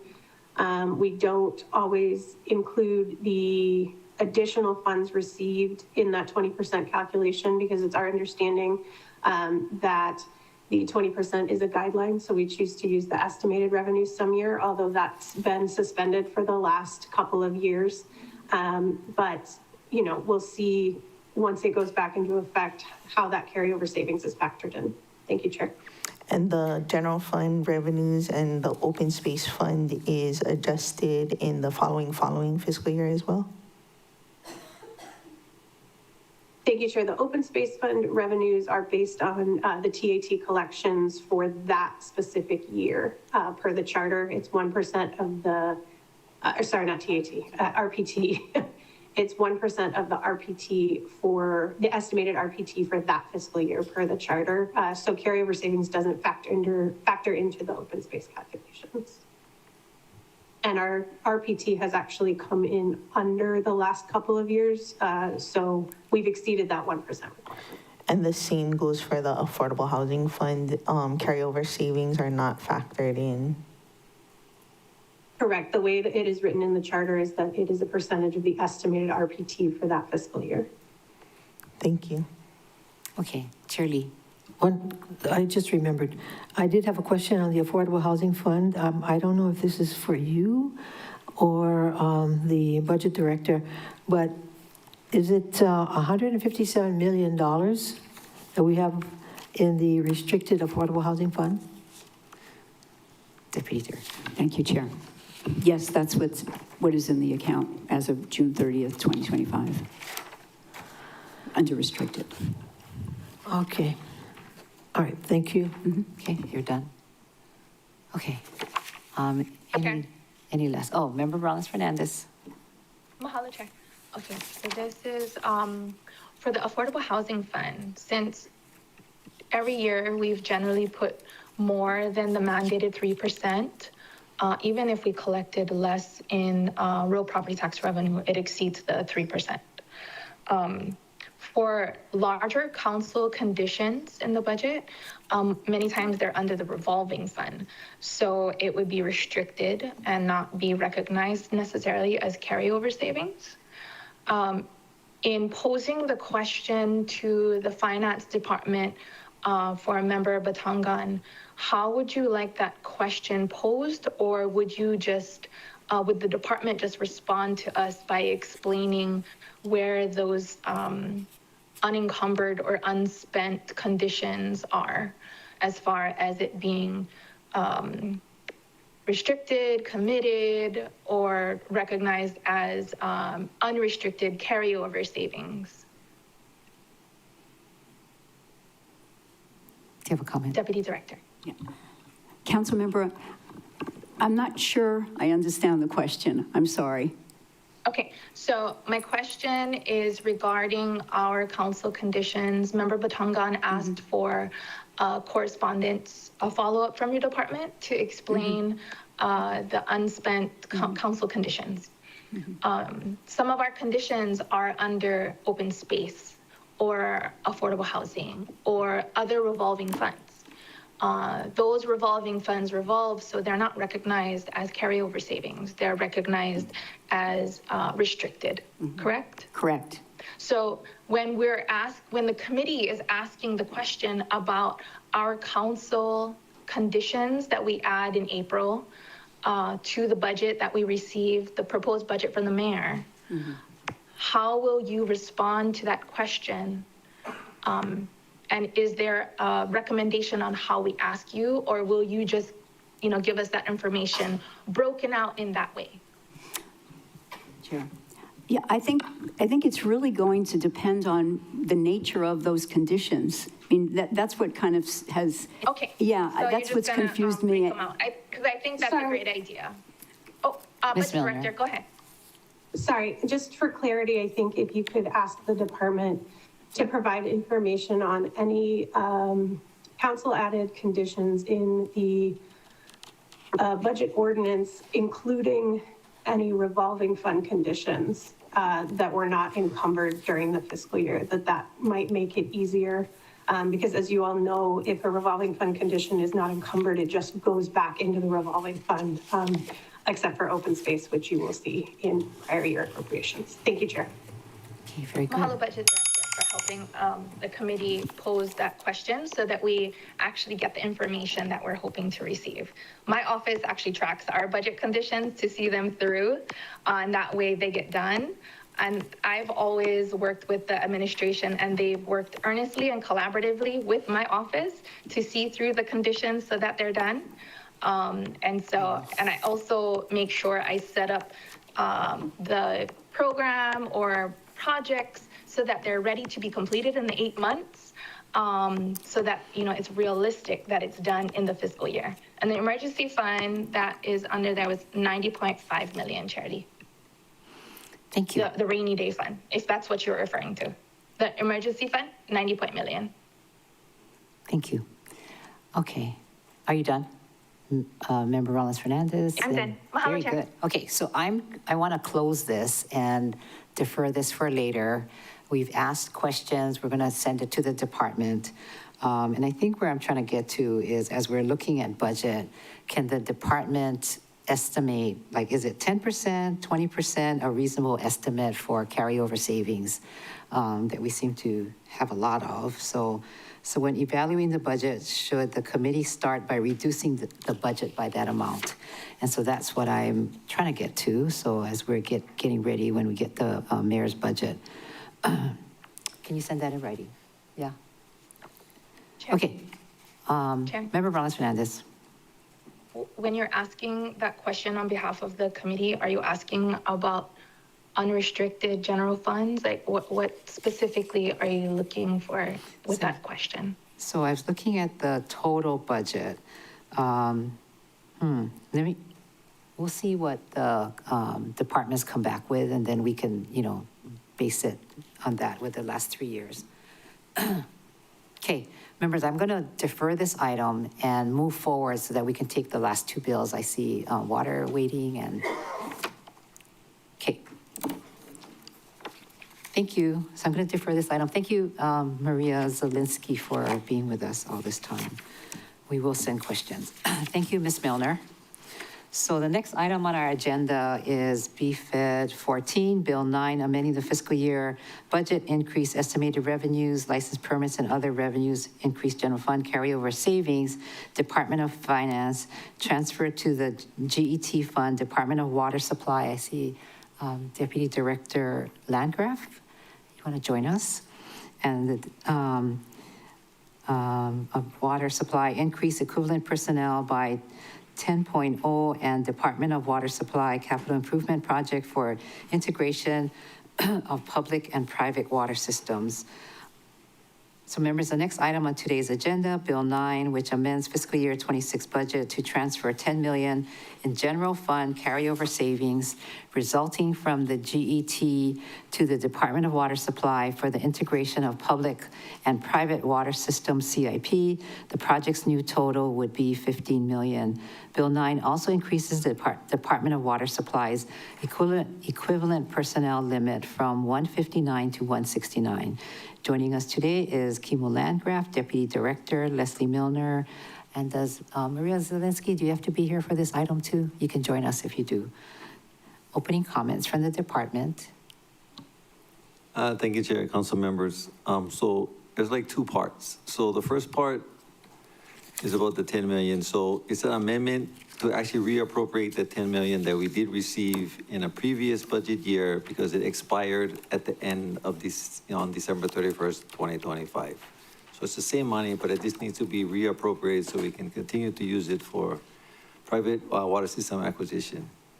And the second part is to create 10 unfunded positions. So when the department does acquire a system, we do have the ability to move quickly in creating more positions. Thank you. Very good. Ms. Milner and Ms. Zielinski, did you want to join us for this? I'm not sure, Deputy Director. I see your name here, and you're sitting in the chambers. Okay, go ahead, Ms. Milner. Thank you, Chair. Thank you, council members. As you know, GET and the water department gets a little complicated because they are an enterprise fund. So it requires a little more of a convoluted amendment. What we're doing here is we're recognizing that $10 million in carryover savings. We are transferring that $10 million to the GET fund, but we are also recognizing the $10 million in order to be able to appropriate it under the water department as CIP because it is an enterprise fund. I would just add, I apologize, there was an issue with the bill. I don't remember the exact section, but it's one on the GET. We inadvertently did not include the increase of $10 million for the overall amount of the GET fund. So my team has transmitted via testimony proposed amendment to make that correction. But I'm here and happy to answer any questions on the machinations involved in this. Thank you, Chair. Okay, very good. Deputy Director Zielinski, do you have any opening comments? You don't? Okay. All right, so I'm going to open public testimony and then take questions from the members. Any testifiers? Chair, we currently don't have any individuals signed up to testify on this item, so we'll do a last call. If there is anyone who'd like to testify on this item, please identify yourself now. On Teams, you can do that by raising your hand. We'll do a countdown. 3, 2, 1. Chair, there's no one to testify on this item. Thank you. With your permission, members, I'm going to close public testimony and receive written. Thank you. All right, so very good. I will start off with Member Cook. This is what the money that you put into the budget. Thank you, Chair. Thank you, Deputy Director, for coming today. I'm supportive of the 10 positions. My understanding, and correct me if I'm mistaken, these are non-funded positions so that when the county does purchase private water systems, you have additional personnel to be able to address those in general. And if you can clarify that at all. Yes, correct. Councilmember Cook, these are 10 unfunded positions, and basically is so we can create the positions ahead of time and not fund them. And when we acquire a system, we can move quickly in case we have to get more personnel on board to manage those systems. Because in general, as the system expands, you're going to need additional personnel to be able to address it. Yes, because the current personnel that we have, we can, manage our systems pretty well. With anything additional, we may need extra. It may not have to be 10 all of a sudden, maybe 2 might be enough, but at least we have it in case we need it. Thank you. You're done? Okay. Member Hodgins, followed by Senenzi, then going to Mr. Batangan. Thank you, Chair. Thank you for being with us. Do you have an update on when we're going to be acquiring a new water system? I support this, by the way, but I'm just trying to maybe determine when we're going to be spending this money. I cannot say anything specific, but probably by the end of this year. Okay. Is it on the west side or is it upcountry? I can't be that specific because of the negotiations going on. Okay. Thank you. Thank you, Chair. That's all I have. Oh, thank you. Good questions. Member Polton and I are loving that question. Member Senenzi, then Member Batangan, then Shirley. Thank you, Chair. Is it on the Hana side? That has tons of water. No questions. Thank you. That's a good one. Member Batangan, Shirley, then Member Polton. Thank you, Chair.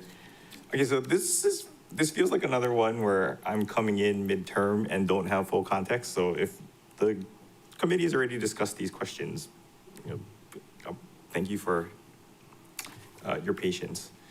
But when I first look at this, it feels like we're putting the cart before the horse because we're appropriating money to acquire systems when just coming in from the outside, it looks like what systems we should be acquiring, when, where, should be discussed in the Y committee. Has there been discussion as to what private water systems we should be acquiring? What kind of potential capacity will be gained? How it would impact ratepayers, the environmental impacts, how it would function, say if we got one in the east side, how that would work in coordination with the East Maui Water Authority. Like, I'm just trying to understand what thought is going into the acquisition of the water systems before we appropriate money to go acquire water systems. Yeah, so we evaluate everything you're saying, right? When we start looking at the system, we see how it's gonna integrate into our system. We see what the effect is on the customers, right? Because we wanna take on something that needs a lot of work and then it affects, how the fiscal responsibility that we have to our current customers. I'm not sure on just what is appropriated. I think it's because it's the GET fund, so if you put it in the budget, then when we find something, it's easier for us to actually move on it quicker. We still need to come back before council before anything happens, but at least if the money is there ready, then we don't have to appropriate added money. Okay, thank you. I don't have any other questions. Very good. Shirley? No questions. Thank you. Member Polton, then Member Johnson, then Member Rollins-Fernandez. Thank you, Chair. As we discussed yesterday in the Y committee, we wanted to make sure that our actions are in alignment with the countywide policy plan. And I just want to make sure that whatever we're doing, things change. The countywide policy plan was from back in the day, and, water issues, all these issues change. So I just, and the countywide policy plan can change to reflect the times. I just, that would be my request, that either we're working in alignment with the countywide policy plan, and if not, that steps are being taken to amend the countywide policy plan to match the direction that we're going in. Because, a lot has changed. Businesses have changed hands, water managers have changed and things like that. So I don't think the change in direction is the problem. The not reflecting the change in the countywide policy plan could potentially be a problem depending on which water system we're talking about that we don't know. So that's, it's not a question, it's just, let's double check, cross our T's Ts and dot our Is and make sure that either we're following the countywide policy plan or we're amending it, for a good cause or whatever it is. Because it's kind of a lengthy process to amend it, because we got to go through all the planning commissions and things like that, and they got a lot on their plate, so I'd rather not be like, quick, fix this so we can do that kind of thing. Okay.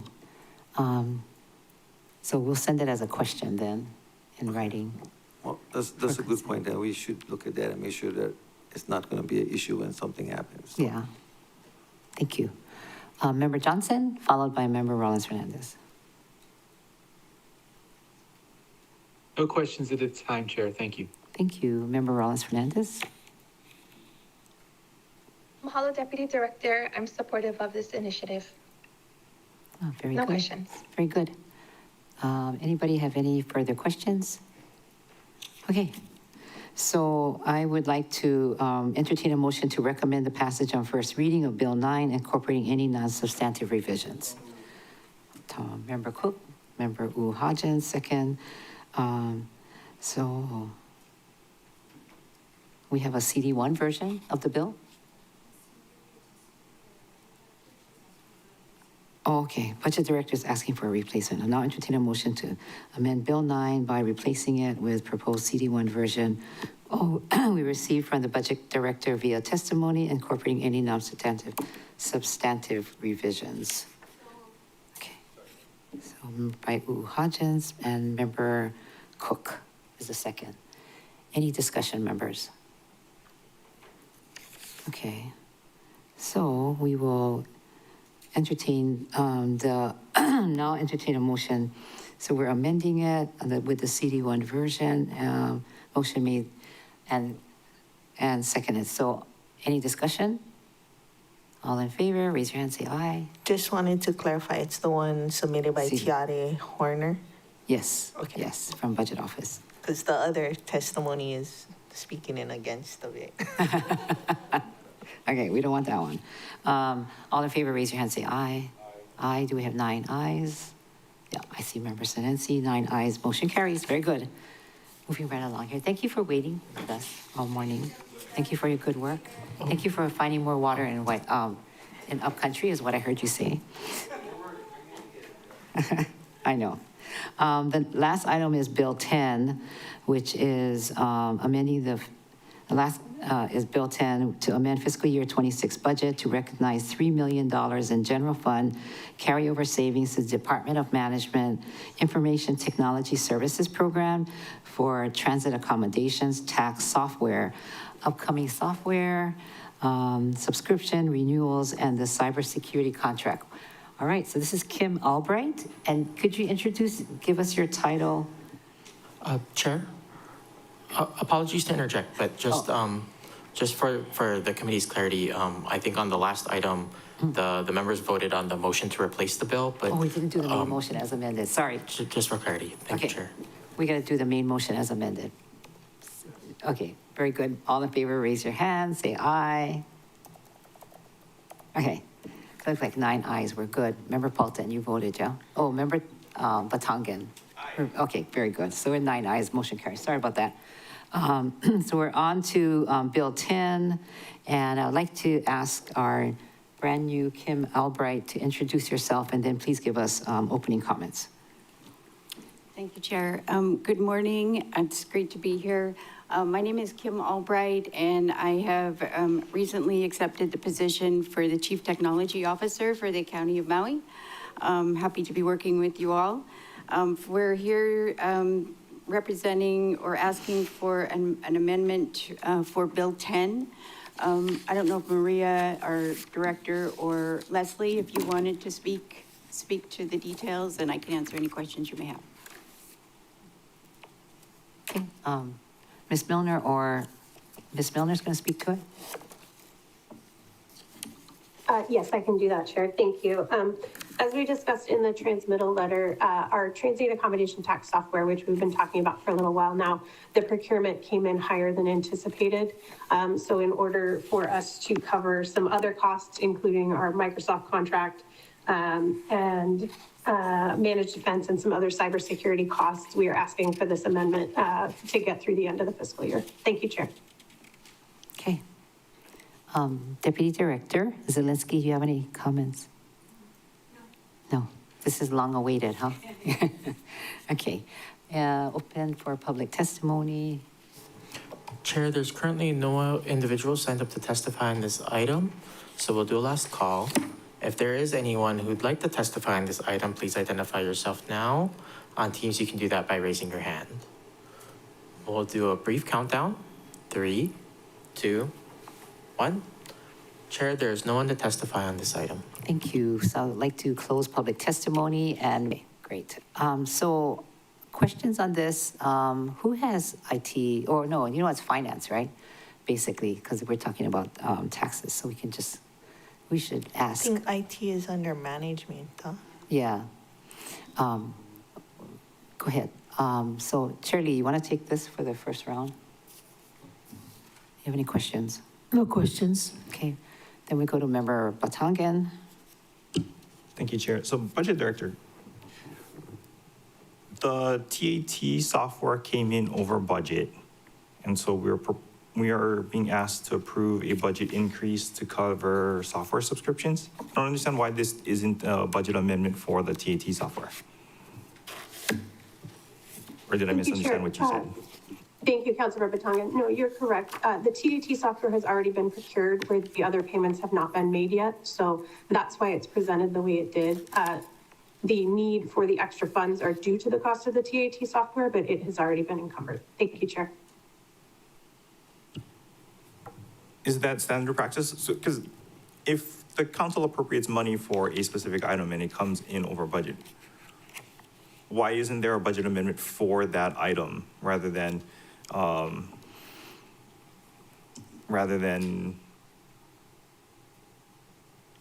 us shifting monies around and then asking the council to cover other things? Like, shouldn't the council have the opportunity to weigh in on a procurement that comes in over budget rather than it be made and then we are asked to cover things that we can't say no to? Thank you, Chair. Thank you, Councilmember Batangan. The initial intent was to do this as an amendment for the TAT software, but the funds that were intended were actually recognized in the FY26 budget as carryover savings during the council process.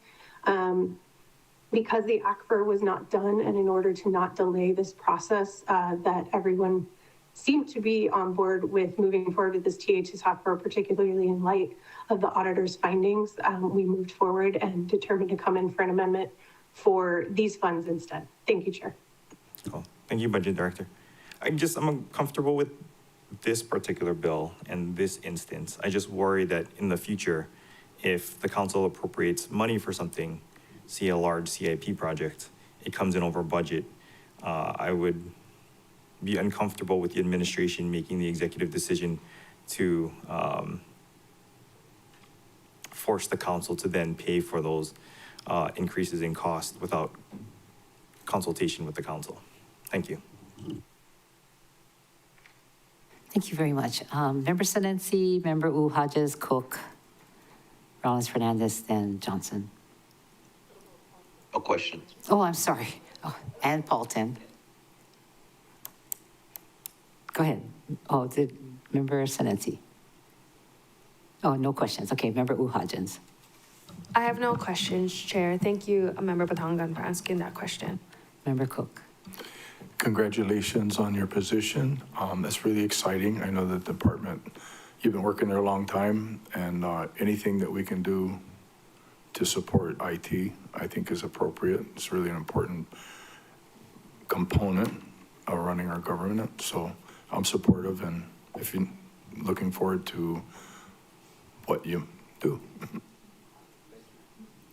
Very good. Member Rollins Fernandez. Mahalo, Chair. I will echo Member Cook's sentiments. Mahalo for taking on that position and for the software, and Finance Department for getting our TAT program refined and up to par. My question is for the cost of the software. So exceeded the amount by 3 million, and the total cost was how much? Department. The amount encumbered for fiscal year 26 ended up being approximately 4.6 million. Thank you, Chair. These tech bros, I swear.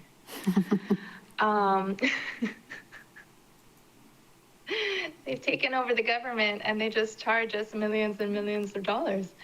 And I'm supportive of the necessary software and technology we need to appropriately collect the new county TAT funds.